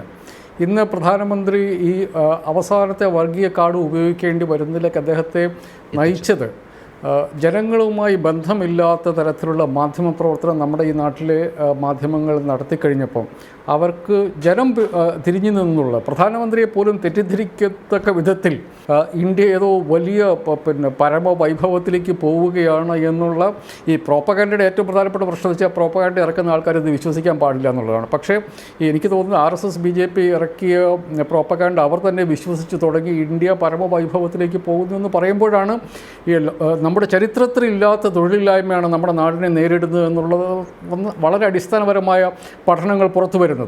ഇന്ന് ഇന്ത്യയിലെ തെരഞ്ഞെടുപ്പിലെ ഏറ്റവും പ്രധാനപ്പെട്ട പ്രശ്നം തൊഴിലില്ലായ്മയാണ് എന്നുള്ള കാര്യം പുറത്തു വരുന്നത്. ഇത് നിങ്ങൾ ഉത്തർപ്രദേശിൽ അഖിലേഷ് യാദവും ബീഹാറിൽ തേജസ്വി യാദവും ഈ ഒരൊറ്റ വിഷയത്തെക്കുറിച്ച് മാത്രമേ സംസാരിക്കുന്നുള്ളൂ. ഞാൻ നമ്മൾ ഈ ഗോധി മീഡിയയും നമ്മുടെ മെയിൻ സ്ട്രീം മീഡിയയും മാത്രമല്ല നോക്കേണ്ടത്. ഉത്തർപ്രദേശിൽ നിന്നും ഹിന്ദി ഹാർട്ട്ലാൻഡിൽ നിന്നുള്ള യൂട്യൂബ് ചാനലുകൾ നോക്കിയാൽ ഇന്നിപ്പോൾ ഞാൻ കണ്ട ചർച്ച, ഇന്നലെ രാത്രി കണ്ട ഒരു ചർച്ച, 272 സീറ്റ് കിട്ടാതെ BJP മടങ്ങുകയാണെങ്കിൽ ആരായിരിക്കും പ്രധാനമന്ത്രി സ്ഥാനാർത്ഥി, മോദി ആര് പിന്തുണയ്ക്കുമെന്നുള്ള അവർ ആ ഘട്ടത്തിലേക്ക് എത്തി. അതായത് നമ്മുടെ നാട്ടിൽ ഒരു 6 മാസം മുമ്പ് വരെ നമ്മൾ പറഞ്ഞുകൊണ്ടിരുന്നത് 2024 എന്നുള്ളത് NDA ജയിക്കാൻ വേണ്ടി പോകുന്ന ഒരു തെരഞ്ഞെടുപ്പാണ്. അതിൽ നമ്മൾ പ്രതിപക്ഷങ്ങൾ നോക്കിയിട്ട് കാര്യമില്ല, അവർ വേണമെങ്കിൽ 2029 നോക്കട്ടെ എന്ന് പറഞ്ഞു. ഇറ്റ്സ് എ ഡൺ ഡീൽ എന്നുള്ളതായിരുന്നു പൊതുവേ ഉണ്ടായിരുന്ന അവസ്ഥ. ഇന്നതല്ല. ഈ തെരഞ്ഞെടുപ്പിൽ ഇനിയും നരേന്ദ്രമോദി അടുത്ത തെരഞ്ഞെടുപ്പിൽ അധികാരത്തിൽ വരുമോ ഇല്ലയോ എന്നുള്ള ചോദ്യം ഇപ്പോഴുമുണ്ട്. NDA സംബന്ധിച്ചിടത്തോളം അവർ 400 പാർ എന്ന് പറഞ്ഞുകൊണ്ടിരിക്കുമ്പോഴും ഉത്തരേന്ത്യയിൽ നിന്നുള്ള ഗ്രൗണ്ടിൽ നിന്നുള്ള വർത്തമാനം പറയുന്നത് എന്താണ് എന്നുള്ളതിൻ്റെ റിഫ്ലക്ഷൻ നമ്മൾ പ്രധാനമന്ത്രിയിൽ കാണാം. അപ്പോൾ എനിക്കതിനകത്ത് ഒരു കാര്യം കൂടി പറയാനുണ്ട് ശരത്. ഈ പ്രധാനമന്ത്രി തെരഞ്ഞെടുപ്പിലേക്ക് പോകുമ്പോൾ അദ്ദേഹം പ്രധാനമായും പ്രതീക്ഷിച്ചിരുന്നത് ഈ അയോധ്യ ക്ഷേത്രം ഒരു വലിയ ഒരു പോസിറ്റീവ് ആകുമെന്നാണ്. കാരണം അതിനനുസരിച്ചാണ് ജനുവരിയിൽ കൊണ്ടുപോയി അതിൻ്റെ പ്രതിഷ്ഠ നിശ്ചയിച്ചത്. അത് ഒരു ചലനവും ഉണ്ടാക്കിയിട്ടില്ല എന്ന് വേണം നമ്മളിപ്പോൾ വിശ്വസിക്കാൻ. ഈ കാര്യത്തിൽ എനിക്ക് ഒരു കാര്യം പറയാനുള്ളത്, ഇന്ത്യയിൽ ഹിന്ദുത്വ ശക്തികൾക്ക് ഏതെങ്കിലും തരത്തിൽ ഒരു സ്ട്രൈക്ക് കപ്പാസിറ്റി ഇല്ല എന്നുള്ളതൊരു തെളിവാണിത്. അവർക്ക് എപ്പോഴെങ്കിലും ഒരു സ്ട്രൈക്ക് കപ്പാസിറ്റി കിട്ടണമെങ്കിൽ അതിൻ്റെ കൂടെ മതനിരപേക്ഷ കക്ഷികൾ ചേരേണ്ടിയിരിക്കുന്നു. എന്തുകൊണ്ടാണ് ഈ രാമക്ഷേത്രം ഒരു വലിയ വിഷയമാകാതിരുന്നത്? ഇന്ത്യയിലെ പ്രതിപക്ഷ പാർട്ടികൾ, ആദ്യം ഇടതു കക്ഷികൾ പറഞ്ഞു ഞങ്ങളങ്ങോട്ടില്ല, ഇത് വിശ്വാസികളുടെ പ്രശ്നമാണ്, ഇത് RSS ഉണ്ടാക്കിയ കുത്തിത്തിരിപ്പിൻ്റെ പ്രശ്നമാണ്, ഞങ്ങൾ അങ്ങോട്ടില്ല എന്ന് ഇടതു പാർട്ടികൾ പറഞ്ഞു. വളരെയേറെ സമ്മർദ്ദങ്ങൾക്ക് ശേഷമാണെങ്കിലും കോൺഗ്രസ് പറഞ്ഞു ഇതൊരു RSS പ്രോജക്റ്റാണ്, we are not part of it എന്ന് പറഞ്ഞു. അതോടുകൂടി ഇത് ശരിക്കും ഒരു RSS പ്രോജക്റ്റായി മാറി. ഒരു കോൺഗ്രസ്സുകാരൻ അവിടെ പോയി നിന്നിട്ടുണ്ടായിരുന്നെങ്കിൽ ഇതൊരു ദേശീയ പ്രോജക്റ്റായി മാറിയെന്നെ അതിൻ്റെ ഗുണം BJPക്ക് കിട്ടിയെന്നെ. ഇന്നിപ്പം അയോധ്യയിലെ രാമക്ഷേത്രം RSSകാരൻ്റെ ക്ഷേത്രമായി മാറി. അത് അവിടുത്തെ ജോലി കിട്ടാത്ത ചെറുപ്പക്കാരനെ അതൊരു തരത്തിലും അത് സ്വാധീനിക്കുന്നില്ലാത്ത അവസ്ഥയിലേക്ക് എത്തി. എന്ന് വെച്ചാൽ ഞാൻ പറയുന്നത്, ഇന്ത്യയിലെ മതനിരപേക്ഷ കക്ഷികൾ എണീറ്റ് നിന്നാൽ തീർന്നു പോകുന്നതേ ഉള്ളൂ ഇന്ത്യയിലെ ഹിന്ദുത്വ ശക്തികളുടെ സ്ട്രൈക്ക് കപ്പാസിറ്റി എന്നുള്ളൊരു തെളിവ് നമ്മുടെ മുമ്പിലുണ്ട്. അതുകൊണ്ടാണ് ഇത്തരം ഡെസ്പറേറ്റ് ആയിട്ടുള്ള നീക്കങ്ങളിലേക്ക് ഇന്ത്യ പ്രധാനമന്ത്രി പോയിക്കൊണ്ടിരിക്കുന്നത്. ഇന്ത്യയിലെ ഏറ്റവും പ്രധാനപ്പെട്ട മതന്യൂനപക്ഷത്തെ 14% വരുന്ന മനുഷ്യരെ അവഹേളിച്ചുകൊണ്ട് ഓരോ ദിവസവും നമ്മുടെ പ്രധാനമന്ത്രി പറഞ്ഞത് അദ്ദേഹത്തിന് ജൂണിന് ശേഷവും അന്താരാഷ്ട്ര വേദികളിൽ ധാരാളം ഇൻവിറ്റേഷൻ കിട്ടിയിട്ടുണ്ട് എന്നാണ്. അതാണ് അദ്ദേഹം 3 മാസം മുമ്പ് നമ്മളോട് പറഞ്ഞത്.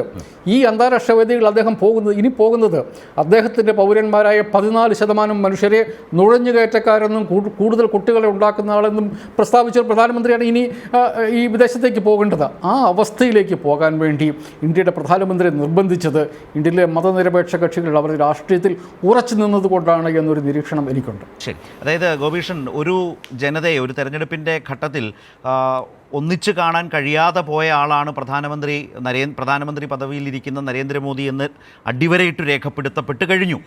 എന്നാൽ നോക്കൂ, തെരഞ്ഞെടുപ്പിലേക്ക് പോകുമ്പോൾ എന്തായിരുന്നു? മോദി ഗ്യാരണ്ടി എന്നുള്ളതായിരുന്നു. അതായത് വികസനമാണ്. കേരളത്തിൽ ഇപ്പോൾ ഗോപീഷൻ ദില്ലിയിലാണല്ലോ, ഞങ്ങൾ ഈ 20 ലോക്സഭാ മണ്ഡലങ്ങളിലും ഇതുമായി ബന്ധപ്പെട്ട കേരളത്തിൽ ഏറ്റവും അധികം രാഷ്ട്രീയമാണല്ലോ ചർച്ച ചെയ്ത് ശക്തമായി മോദി സർക്കാരിനെതിരെ. അന്ന് BJP പ്രതിനിധികളൊക്കെ പറഞ്ഞുകൊണ്ടിരുന്നത് എന്താണെന്നറിയുമോ? നിങ്ങൾ വികസനത്തെക്കുറിച്ച് ചർച്ച ചെയ്യൂ, വികസനം ചർച്ച ചെയ്യാതെ നിങ്ങൾ ഇവിടെ രണ്ട് മുന്നണികളും തമ്മിൽ രാഷ്ട്രീയം പറഞ്ഞുകൊണ്ടിരിക്കുകയാണ്, തമ്മിൽ തല്ലുകയാണ് എന്ന് പറയും. ആ വികസനം പറഞ്ഞ അല്ലെങ്കിൽ മോദി ഗ്യാരണ്ടിയെക്കുറിച്ച് പറഞ്ഞ പ്രധാനമന്ത്രി തന്നെ അതെല്ലാം മാറ്റിവെച്ച് ഇപ്പോൾ പച്ച വർഗീയത പറയുകയാണ്, മുസ്ലിം വിരോധം ആവർത്തിക്കുകയാണ്. ഈ നിലയിൽ നിർബന്ധിതമാക്കപ്പെട്ട ഒരു അന്തരീക്ഷത്തിലേക്ക് BJP രാഷ്ട്രീയം ഈ തെരഞ്ഞെടുപ്പിൻ്റെ അടുത്ത ഘട്ടത്തിലേക്ക് പോകുമ്പോൾ എത്തപ്പെട്ടോ? അത് ഉയർന്നു വന്ന വിമർശനങ്ങളിൽ നിന്നും എതിർപ്പിൽ നിന്നും ഇതിലേക്ക് എത്തിപ്പെടേണ്ടി വന്നതാണോ എന്നതുകൂടി ഉണ്ടോ? എന്താണ് ഗോപികൃഷ്ണൻ കാണുന്നത്? ഇനി 5 ഘട്ടം കൂടെ ഉണ്ട്, ടോട്ടൽ 7.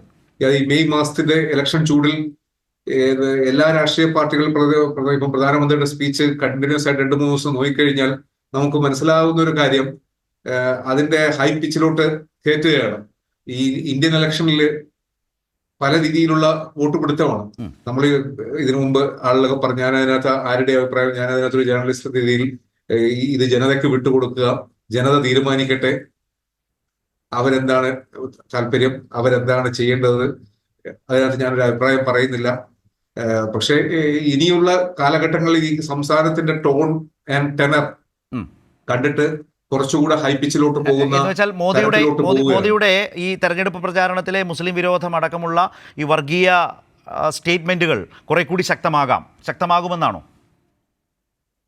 ഇത് ഇലക്ഷൻ സമയത്ത് ഓരോ പാർട്ടികളും സംസാരിക്കും. പ്രധാനമന്ത്രി പറഞ്ഞിരിക്കുന്ന ഇത്തവണ മുസ്ലിംസിനെതിരെ ഏറ്റവും ശക്തമായി പറഞ്ഞു. ഇദ്ദേഹം ഇതിവിടെ കാണുന്നത് ഇത് കൂടുതൽ ഹിന്ദു വോട്ടുകളുടെ കൺസോൾട്ടേഷനാണ്. അത് രാഷ്ട്രീയത്തിൽ എല്ലാവരും പയറ്റുന്ന തന്ത്രങ്ങൾ, അപ്രൂവ്ഡ് തന്ത്രങ്ങളിൽ പെട്ടതാണ്. അത് അതിൻ്റെതായ ലെവലിൽ പോകുന്നത് ഇതൊക്കെ ജനതയ്ക്ക് വിട്ടുകൊടുക്കുക എന്നുള്ളല്ലാതെ നമുക്ക് പക്ഷേ മാധ്യമപ്രവർത്തകർ എങ്ങനെയാണ് ഇത്തരം സാഹചര്യങ്ങളിലേക്ക് പോകുന്നതിനെ നിരീക്ഷിക്കുകയാണല്ലോ ചെയ്യാറുള്ളത്. ഗോപികൃഷ്ണന്റെ നിരീക്ഷണത്തിൽ 1-2 ഘട്ടത്തിൽ വികസനം, മോദി ഗ്യാരണ്ടി, ഈ പറഞ്ഞ പോലെ 400 പാർ 400 സീറ്റിൽ ഞങ്ങൾ എന്നതിൽ നിന്ന് വലിയൊരു ഷിഫ്റ്റാണ് സംഭവിച്ചത്. അതെന്തുകൊണ്ട് സംഭവിച്ചു? അല്ല, ഇതിനകത്ത് മാധ്യമങ്ങളുടെ അനാലിസിസ് നോക്കിക്കഴിഞ്ഞാൽ 543 സീറ്റിൽ 132 സൗത്ത് ഇന്ത്യയിൽ നിന്നുള്ളതാണ്. ഈ 132-ൽ 29 കർണാടകയിൽ മാത്രമാണ് BJPക്ക് പിടിച്ചു നിൽക്കാവുന്ന ശക്തിയുള്ള. ഇത്തവണ അതും പോകാൻ സാധ്യതയില്ലേ ഗോപികൃഷ്ണൻ? അവിടെ 25 സീറ്റ് BJPക്ക് ഉണ്ട്. ഇപ്പോ പ്രജ്വൽ രേവണ്ണയുടെ ഏറ്റവും ആ പ്രശ്നമുണ്ടല്ലോ, ആ പ്രശ്നം യഥാർത്ഥത്തിൽ BJPക്ക് ഉള്ള സീറ്റ് കൂടി ഇല്ലാതാക്കാൻ സാധ്യതയുള്ളതല്ലേ? അത്ര മാരക ശേഷിയുള്ളതല്ലേ അത്? അതെ, 2800 വീഡിയോ 2ാം ഘട്ട തെരഞ്ഞെടുപ്പിലോട്ട് വരികയാണ്. അതെ, പിന്നീട് BRSന്റെ സീറ്റ്. പക്ഷെ ഈ ഇലക്ഷൻ എന്ന് പറയുന്നത് എനിക്ക് തോന്നുന്നു എവിടെയോ വെച്ച് അതിന്റെ ഷിഫ്റ്റ് മാറിയിട്ടുണ്ട്. അല്ല, അത് എന്തുകൊണ്ട് സംഭവിച്ചു എന്നുള്ളതാണ്. അതിന്റെ സാധ്യതകൾ എന്തുകൊണ്ട് അങ്ങനെ സംഭവിച്ചു എന്നാണ് ഗോപികൃഷ്ണൻ കാണുന്നത്. മോദി ആ ഷിഫ്റ്റ് വരുത്തിയത് എന്തുകൊണ്ടാകാം? ഒന്ന്, BJPക്ക് അകത്ത് പോലും എല്ലായിടത്തും പറയുന്ന സബ്കെ സാത്ത് സബ്കാ വികാസ് എന്നൊക്കെ പറയുന്നത് ഇലക്ഷൻ സമയത്ത് BJPക്ക് വോട്ട് തരുന്ന ചില ഘടകങ്ങളുണ്ട്. ആ ഘടകങ്ങളിലോട്ട് കൂടിയുള്ള ബാറ്റിംഗ് ആയിരിക്കാം, ഗാലറി ടു ബാറ്റിംഗ് എന്ന് പറയുന്ന ഇലക്ഷൻ സ്ട്രാറ്റജി ആയിരിക്കാം അദ്ദേഹം ഉപയോഗിച്ചത്. യെസ്, ഷാജി ജോസഫ് എങ്ങനെയാണ് അത് കാണുന്നത്? ഇപ്പോൾ അദ്ദേഹം പറഞ്ഞല്ലോ അച്ഛാദിൻ ആയേക എന്ന നിലയിൽ, അല്ലെങ്കിൽ നല്ല ദിനങ്ങൾ വരുന്നു എന്ന മട്ടിലോ മറ്റുമാണ് ഹിന്ദി, താങ്കൾക്ക് കുറച്ചുകൂടെ നന്നായിട്ട് അറിയാം. അത് പറഞ്ഞു തുടങ്ങി. അത് കഴിഞ്ഞ് ഇപ്പോൾ എന്താണ് 2024 400 സീറ്റ്, മോദി ഗ്യാരണ്ടി എന്നെല്ലാം പറഞ്ഞു തുടങ്ങിയ ഒരു പ്രചാരണം ഇപ്പോൾ മെല്ലെ മെല്ലെ മാറി അതിൻ്റെ ഒരു വിശ്വഗുരുവല്ല വിശ്വരൂപം പ്രാപിക്കുന്നതാണ് കണ്ടുകൊണ്ടിരിക്കുന്നത്. അപ്പോൾ പ്രധാനമന്ത്രി തന്നെ മുസ്ലിങ്ങൾ ഈ രാജ്യത്തെ സംബന്ധിച്ച് അദ്ദേഹത്തിൻ്റെ കാഴ്ചപ്പാടിൽ എത്രമാത്രം അപകടകരമായൊരു വിഭാഗമാണ് എന്ന നിലയിൽ അദ്ദേഹം വിശ്വസിക്കുന്നു പറഞ്ഞുകൊണ്ടിരിക്കുകയാണ്. നേരത്തെ ശ്രീ KJ ജേക്കബ് പറഞ്ഞതുപോലെ മുഖ്യധാരാ മാധ്യമങ്ങളടക്കം ഇതിനെയൊക്കെ തമസ്കരിച്ച് നിസ്സഹായതയോടെ കീഴടങ്ങുന്ന ഒരവസ്ഥയിൽ നിൽക്കുമ്പോഴും ഹിന്ദി ഹൃദയഭൂമിയിലാകെ നടക്കുന്ന പുതിയ ചർച്ചകളുണ്ട്. അവിടുത്തെ യൂട്യൂബ് ചാനലുകൾ നടക്കുന്ന ചർച്ചയുണ്ട്. എനിക്ക് തോന്നുന്നു അത്തരം യൂട്യൂബ് ചാനലുകളുടെ ചർച്ചകളിൽ കേരളത്തിൽ നിന്ന് പങ്കെടുക്കുന്ന ഒരു മാധ്യമപ്രവർത്തകൻ കൂടിയാണ് താങ്കൾ. ആ നിലയിൽ ഏത് തരത്തിലാണ് ജനാധിപത്യത്തെ, ഈ രാഷ്ട്രീയത്തെ BJPയും മോദിയും ആഗ്രഹിക്കുന്നതിനപ്പുറത്ത് ആ മേഖലയിൽ ഇപ്പോൾ ചർച്ച ചെയ്തുകൊണ്ടിരിക്കുന്നത്?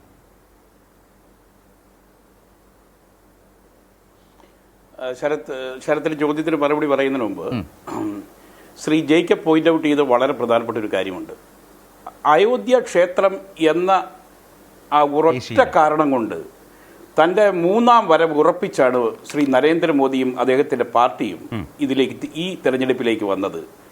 അത് സാധിക്കുന്നില്ല എന്നത് അദ്ദേഹത്തിൻ്റെ പാർട്ടിയെ, ആ സഖ്യത്തെ വല്ലാതെ അലട്ടുന്നു എന്നുള്ളതിൽ യാതൊരു സംശയവുമില്ല. ശ്രീ ഗോപികൃഷ്ണൻ പറഞ്ഞല്ലോ, ഇനി അങ്ങോട്ട് പ്രതീക്ഷിക്കേണ്ടത് തീവ്ര ഹിന്ദുത്വത്തിൻ്റെ അനർഗളമായ ഒരു ഒഴുക്കായിരിക്കും അടുത്ത ഘട്ടങ്ങളിലേക്ക് നമ്മൾ പോകുന്നത്. ഇതും ഈ ഒരു അഭിപ്രായത്തോട് ഞാൻ യോജിക്കുന്നു. ഇനി ശരത് ചോദിച്ച ചോദ്യത്തിന് മാധ്യമങ്ങളുടെ കാര്യങ്ങൾ പറഞ്ഞു. ഇന്ത്യയിൽ ഇന്ന് 2 തരം മാധ്യമങ്ങളാണുള്ളത്. ഒന്ന്, സർവൈവലിന് വേണ്ടിയിട്ട് ഹിസ് മാസ്റ്റേഴ്സ് വോയിസ് ആയി നിലനിൽക്കുക. 2, തങ്ങൾക്ക് പറയാനുള്ളത് വിളിച്ചു പറയുക, അതിനുശേഷമുണ്ടാകുന്നത് നേരിടുക. ഇങ്ങനെ 2 മാധ്യമങ്ങളാണ് നിലനിൽക്കുന്നത്. ശ്രീ ഗോപികൃഷ്ണൻ നേരത്തെ പറഞ്ഞതുപോലെ പത്രങ്ങൾക്ക് എന്ത് ചെയ്യാൻ സാധിക്കും? നിങ്ങൾക്ക് ചെയ്യാവുന്നതെല്ലാം മാധ്യമങ്ങളെന്ന നിലയിൽ നിങ്ങൾ ചെയ്യുന്നുണ്ട്. അതിനുശേഷം നിങ്ങൾക്ക് എന്ത് ചെയ്യാൻ പറ്റും? നിങ്ങൾക്ക് ഒരു പ്രചരണ വേദിയിൽ സ്റ്റേജിൽ കയറി പ്രസംഗിക്കാൻ സാധിക്കില്ലല്ലോ. ഈ ഒരു അഭിപ്രായം പല മാധ്യമപ്രവർത്തകരും അവരുടെ സ്വകാര്യ സംഭാഷണങ്ങളിൽ പറയുന്നൊരു കാര്യമാണ്. അവിടെയാണ് ഇന്ത്യൻ മാധ്യമരംഗത്ത് ശ്രീ നരേന്ദ്രമോദിയെ പോലുള്ള, ശ്രീ അമിത്ഷായെ പോലുള്ള നേതാക്കൾ വരുത്തിവെച്ച, അല്ലെങ്കിൽ അവർ ഇൻജക്റ്റ് ചെയ്ത ഒരു helplessness, a sense of helplessness is haunting some of our very very senior, very established media houses. ഇത് നമ്മുടെ മാധ്യമ പ്രവർത്തനങ്ങൾക്ക്, ഫോർത്ത് എസ്റ്റേറ്റിന് ഈ കഴിഞ്ഞ 10 വർഷമായി അനുഭവിക്കേണ്ടി വന്ന വലിയൊരു ദുരന്തമാണിത്. ഇതിനെ അതിജീവിക്കാനുള്ള ഉത്തരവാദിത്വം മാധ്യമങ്ങൾക്ക് മാത്രമാണ്. ഞാൻ കാണുന്ന മറ്റൊരു വശമെന്ന് പറയുന്നത് ശരത്ത്, ഒരു പ്രധാനമന്ത്രി ജനങ്ങളുടെ മുൻപിൽ നിന്ന് പറയുകയാണ്, നിങ്ങളുടെ താലി വിറ്റ് മുസ്ലിങ്ങൾക്ക് കൊടുക്കും, നിങ്ങളുടെ സമ്പത്തിൽ അവർ കടന്നു കയറും, അത് പിടിച്ചെടുത്തിട്ട് കൂടുതൽ കുഞ്ഞുങ്ങളെ സൃഷ്ടിക്കുന്നവർക്കായി അവർ വീതം വെച്ച് കൊടുക്കും. അതിനായി അദ്ദേഹം കോട്ട് ചെയ്തത് ആരെയാണ്? ശ്രീ മൻമോഹൻ സിംഗിനെ. ഇങ്ങനെ പ്രസംഗിക്കുന്ന ഒരു പ്രധാനമന്ത്രിയെ മൻമോഹൻ സിംഗുമായി, അല്ലെങ്കിൽ മൻമോഹൻ സിംഗിനെ പോലുള്ളവർ ഇരുന്ന ഒരു കസേരയിലാണ് അദ്ദേഹം ഇരിക്കുന്നത് എന്ന് കരുതുമ്പോൾ, ഞാൻ സത്യം പറയട്ടെ ശരത്തെ, അദ്ദേഹം ഈ മുസ്ലിങ്ങളെ ഇൻട്രൂഡേഴ്സ് എന്ന് വിളിച്ച ആ ഒരു ശബ്ദം കേട്ടപ്പോൾ എൻ്റെ മനസ്സിലേക്ക് വന്നത് 2002 അതിനുശേഷം ഗുജറാത്തിലെ ഗവൺമെൻറ്റിൻ്റെ പേരിലുണ്ടായ ആരോപണങ്ങൾ, അതിന് മറുപടി കോടതികളിൽ നടന്ന കാര്യങ്ങളൊക്കെ ഞാൻ ഇങ്ങനെ ആലോചിക്കുകയായിരുന്നു. ഗുജറാത്ത് വംശഹത്യയും മണിപ്പൂരിൽ ഇപ്പോഴും ഒന്നും ആളുകൾക്ക് ഒരു അത്ഭുതവും തോന്നില്ല. കാരണം അതെല്ലാം നടക്കുന്നൊരു നാട്ടിൽ, ആ രാജ്യത്തെ പ്രധാനമന്ത്രി തന്നെ ഒരു തെരഞ്ഞെടുപ്പ് കാലത്ത് അദ്ദേഹത്തിൻ്റെ മനോഭാവം, അദ്ദേഹത്തിൻ്റെ രാഷ്ട്രീയ പ്രത്യയശാസ്ത്രം മുന്നോട്ട് വെക്കുന്ന മനോഭാവം വളരെ തുറന്നു പറഞ്ഞു കഴിഞ്ഞല്ലോ. ആർക്കും അതിൽ ഞെട്ടാൻ പോലും കഴിയാത്ത നിലയിൽ നിൽക്കുന്ന ഒരു രാജ്യമായി, ഒരു ജനതയായി മാറിക്കഴിഞ്ഞിട്ടുണ്ട്.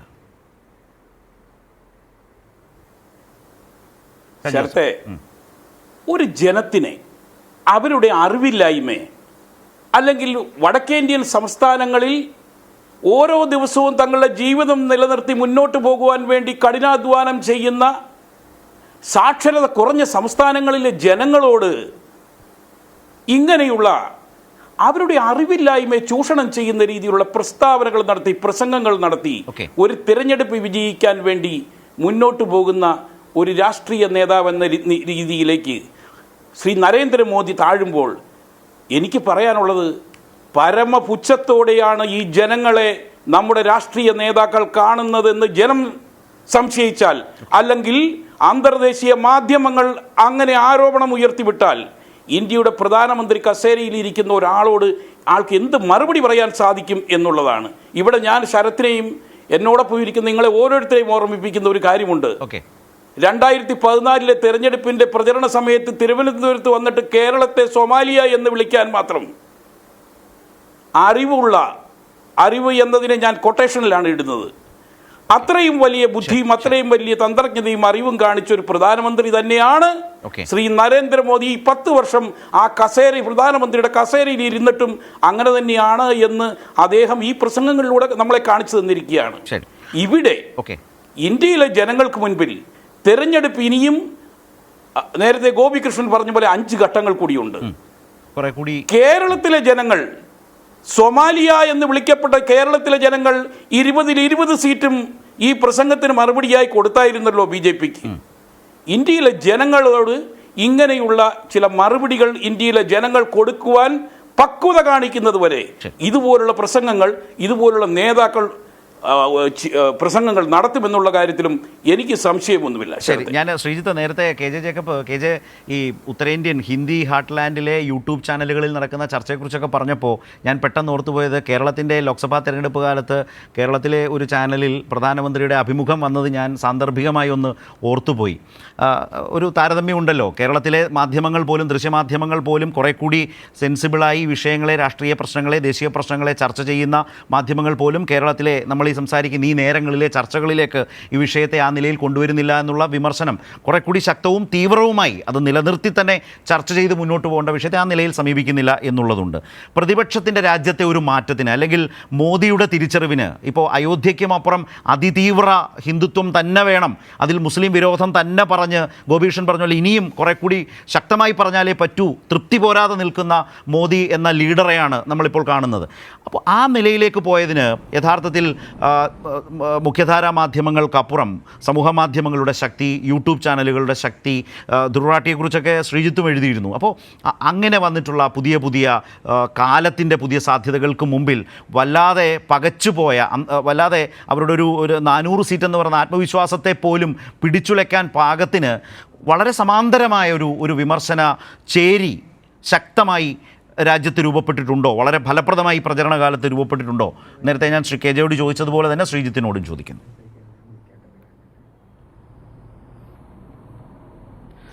ഇപ്പോൾ നമുക്ക് വ്യക്തമായിട്ട് അറിയാവുന്നൊരു കാര്യം എന്ന് വെച്ചിട്ടുണ്ടെങ്കിൽ സാധാരണഗതിയിൽ കഴിഞ്ഞ കുറച്ച് കാലമായിട്ട്, പ്രത്യേകിച്ചും 2 ലോക്സഭാ തെരഞ്ഞെടുപ്പിൽ അതിനിടയിൽ നടന്ന ഒട്ടേറെ നിയമസഭാ തെരഞ്ഞെടുപ്പുകളിലും ഇലക്ഷൻ്റെ ഒരു രാഷ്ട്രീയം അല്ലെങ്കിൽ അതിൻ്റെ ഒരു ക്യാമ്പയിൻ്റെ ഒരു സ്വഭാവം തീരുമാനിച്ചിരുന്നത് BJPയും അല്ലെങ്കിൽ BJPയുടെ സ്ട്രാറ്റജിസ്റ്റുകളുമാണ്. എന്തൊക്കെ തരത്തിലേക്ക് ഇലക്ഷൻ്റെ പ്രചാരണത്തെ മാറ്റിക്കൊണ്ടുപോകാനായിട്ട് പ്രതിപക്ഷത്തെ അല്ലെങ്കിൽ മറ്റ് രാഷ്ട്രീയ കക്ഷികൾ ശ്രമിച്ചാലും BJP നിയന്ത്രിക്കുന്ന വഴിയിലേക്കായിരുന്നു ഇത് പോയിക്കൊണ്ടിരുന്നിരുന്നത്. ഇതിൽ പ്രധാനമായിട്ടും ഇത് നരേന്ദ്രമോദി എന്ന് പറയുന്ന ആൾക്കുണ്ടാക്കിയെടുത്തിട്ടുള്ള ഒരു പരിവേഷം ഉണ്ട്.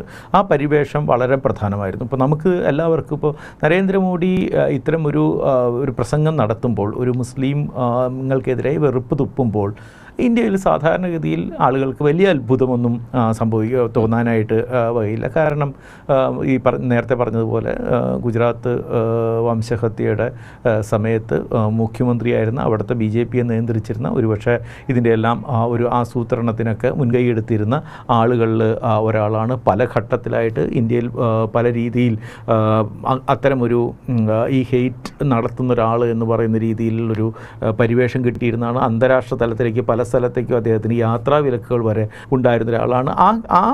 അദ്ദേഹത്തിൻ്റെ ഒരു പരിവേഷത്തിനെ മാറ്റി ഒരു വികസനത്തിൻ്റെ ഒരാൾ എന്നുള്ള നിരയിലേക്ക് അവതരിപ്പിക്കുന്നതിന് ഈ മാധ്യമങ്ങളടക്കമുള്ള ആളുകൾക്ക് എത്രമാത്രം പങ്കുണ്ടെന്ന് നമ്മൾ തന്നെ പലവട്ടം ധാരാളം ചർച്ച ചെയ്തിട്ടുള്ള ഒരു കാര്യമാണ്. അതുകൊണ്ട് തന്നെ BJPക്ക് കഴിഞ്ഞ കുറച്ച് തെരഞ്ഞെടുപ്പുകളിലായിട്ട് ഈ പരിവേഷത്തിലോ ഈ രീതിയിലായിരുന്നു പോയിക്കൊണ്ടിരുന്നത്. ഇതിനൊരു ഒരു ശോഷിച്ച് വന്നിട്ടുണ്ട്, അല്ലെങ്കിൽ ആ പരിവേഷത്തിന് ഒരു കുറവുണ്ടായിട്ടുണ്ട് ഈ തെരഞ്ഞെടുപ്പിലെന്ന് തെരഞ്ഞെടുപ്പിന് മുമ്പ് തന്നെ ചെറിയ സൂചനകൾ ഉണ്ടായിരുന്നു. പക്ഷേ അത് 1ാം ഘട്ട ക്യാമ്പയിനിൽ അത് വളരെ വ്യക്തമായിട്ട് മാറി. പലയിടത്തും പ്രാദേശിക പ്രശ്നങ്ങളാണ് ഉയർന്നു നിൽക്കുന്നത്. ഹിന്ദി യൂട്യൂബ് ചാനലുകൾ ഇതേപോലെ ദേശീയമായിട്ടുള്ള നമ്മളുടെ ഈ കോർപ്പറേറ്റ് മീഡിയയ്ക്ക് അപ്പുറത്തേക്കുള്ള വലിയ ഒരു വ്യൂവർഷിപ്പ് ഉണ്ടാക്കിയെടുത്തു. കാരണം ഇവരെല്ലാം സംസാരിക്കുന്നത് പ്രാദേശികമായിട്ടുള്ള വിഷയങ്ങൾ, ജനങ്ങളുടെ അടിസ്ഥാനപരമായിട്ടുള്ള തൊഴിലില്ലായ്മ, ഇവിടുത്തെ വിലക്കയറ്റം, ഗ്യാസിനുള്ള വില കൂടിയത് തുടങ്ങിയിട്ടുള്ള മനുഷ്യരെ സാധാരണഗതിയിൽ ഭാവിയിൽ ബാധിക്കുന്ന കാര്യങ്ങൾ സംസാരിക്കാൻ തുടങ്ങിയത് തന്നെയാണ് ഇതിൽ വലിയൊരു പ്രശ്നമായിട്ട് മാറിയത്. മാത്രമല്ല നമുക്കറിയാം, സാധാരണഗതിയിൽ നോക്കിക്കഴിഞ്ഞിട്ടുണ്ടെങ്കിൽ മധ്യപ്രദേശ്, ഗുജറാത്ത്, രാജസ്ഥാൻ, ബീഹാർ, മഹാരാഷ്ട്ര തുടങ്ങിയിട്ട് ഇന്ത്യയിൽ വളരെയധികം കൂടിയ ഒരു വോട്ടേഴ്സുള്ള അല്ലെങ്കിൽ കൂടുതൽ സീറ്റുകളുള്ള സ്ഥലങ്ങളിൽ ഏതാണ്ട് മാക്സിമം സീറ്റുകൾ ഇപ്പോൾ തന്നെ BJPക്കും NDAക്കും കിട്ടിയിട്ടുണ്ട്. അതുകൊണ്ട് തന്നെ ഈ 400 എത്തിക്കുക എന്നുള്ളതിൻ്റെ ഒരു പ്രാഥമികമായിട്ടുള്ളൊരു ശ്രദ്ധ ഇവർക്കുണ്ടായിരുന്നത് സൗത്തിലും പക്ഷേ സൗത്തിലോ വെസ്റ്റ് ബംഗാളിലോ ഇത് കാര്യമായിട്ട് ഫലപ്രദമാകുന്നില്ല എന്നുള്ള കാര്യം അവർക്ക് ഏതാണ്ട് ബോധ്യപ്പെട്ടു. തമിഴ്നാട്ടിൽ കോയമ്പത്തൂർ ഒഴിച്ച് മറ്റൊരു സ്ഥലത്തും ഒരു തെരഞ്ഞെടുപ്പ് ഒരു പ്രതീതി പോലും സൃഷ്ടിക്കാനായിട്ട് BJPക്ക് കഴിഞ്ഞിട്ടില്ല എന്നുള്ളത് അവർക്ക് ഏതാപ്പെട്ട ബോധ്യപ്പെട്ടു. കർണാടകയിൽ ഈ പറയുന്ന പല പ്രതിസന്ധികളുണ്ട്. ഈ പ്രജ്വൽ രേവണ്ണയുടെ ഇഷ്യൂ വരുന്നതിന് മുമ്പ് തന്നെ ഏതാണ്ട് ഒരു 13-15 സീറ്റിലേക്ക് ഒതുങ്ങുമെന്ന് അവരുടെ ഇൻറ്റേർണൽ സർവേകൾ പലതും വ്യക്തമാക്കി കഴിഞ്ഞിട്ടുണ്ട്. മഹാരാഷ്ട്രയിൽ അതുകൊണ്ട് തന്നെ നിലനിർത്താനായിട്ട് പല ശ്രമങ്ങൾ 22 തവണയോ മറ്റോ ആണ് മറ്റേ പ്രധാനമന്ത്രിയുടെ സ്കെഡ്യൂൾ ചെയ്തിട്ടുള്ളത്. അത്തരത്തിലുള്ള പ്രശ്നങ്ങളുണ്ട്. നമ്മൾ വളരെ ശ്രദ്ധിക്കേണ്ട ഒരു പോയിന്റ് കൂടി ഞാൻ പറഞ്ഞോട്ടെ. അതിലേറ്റവും പ്രധാനപ്പെട്ട പോയിന്റ് ഈ അപ്പർ കാസ്റ്റ് ഹിന്ദുക്കളുടെ ഇടയിൽ നിന്ന് BJPക്ക് നേരിടേണ്ടി വരുന്ന പ്രതിസന്ധിയാണ്.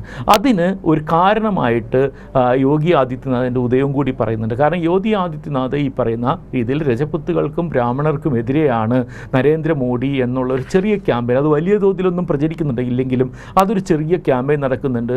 യോഗിയുടെ ഒരു മൗനാനുവാദത്തോടു കൂടിയാണ് രാജ്പുത്തുകളുടെ ഈ പലതരത്തിലുള്ള ക്യാമ്പയിനുകൾ നടക്കുന്നത്. BJP ക്യാൻഡിഡേറ്റിനെതിരായിട്ടുള്ള പ്രക്ഷോഭം വരെ ഇവർ നടത്തുന്നത് എന്നുള്ളൊരു കാര്യം കൂടിയുണ്ട്. അതേപോലെ തന്നെ മധ്യപ്രദേശിൽ നിന്ന് ഇത്തവണ അവസാന നിമിഷമാണെങ്കിലും ശിവരാജ് സിംഗ് ചൗഹാന് സീറ്റ് കിട്ടിയിട്ടുണ്ട്. ശിവരാജ് സിംഗ് സീറ്റ് കിട്ടിയതിന് ശേഷം മധ്യപ്രദേശിൽ ശരിക്കും പറഞ്ഞിട്ടുണ്ടെങ്കിൽ ഇലക്ഷനെ നയിക്കുന്നത് ശിവരാജ് സിംഗ് ചൗഹാനായിട്ട് മാറി. അത് നരേന്ദ്രമോദി അല്ല എന്നുള്ളൊരു കാര്യമുണ്ട്.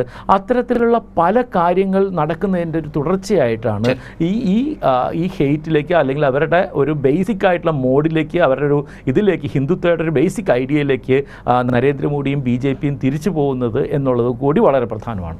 റൈറ്റ്. ശ്രീ KJ ജേക്കബ്, നേരത്തെ ഗോപീകൃഷ്ണൻ പറഞ്ഞൊരു വാചകമുണ്ട്, ഇനി 5 ഘട്ടങ്ങൾ കൂടിയുണ്ട്. ഇപ്പോഴത്തെ മോദിയുടെ ഈ ഒരു ശൈലി, തീവ്ര ഹിന്ദുത്വ കാർഡ്, മുസ്ലിം വിരോധം, അധിക്ഷേപം, അത് കുറെ കൂടി ശക്തമായി തന്നെ മുന്നോട്ട് പോകാനുള്ളൊരു സാധ്യതയാണ് കാണുന്നത്. അതിൻ്റെ ഒരു പ്രധാന കാരണം യഥാർത്ഥത്തിൽ ഈ ജാതി സർവേ എന്നുള്ളത് പ്രതിപക്ഷ പാർട്ടികൾ, അതിപ്പോൾ ബീഹാറിലായാലും UPയിലായാലും ഒക്കെ വളരെ ശക്തമായി പ്രചരണ രംഗത്ത് മുന്നോട്ട് കൊണ്ടുപോകുന്നു.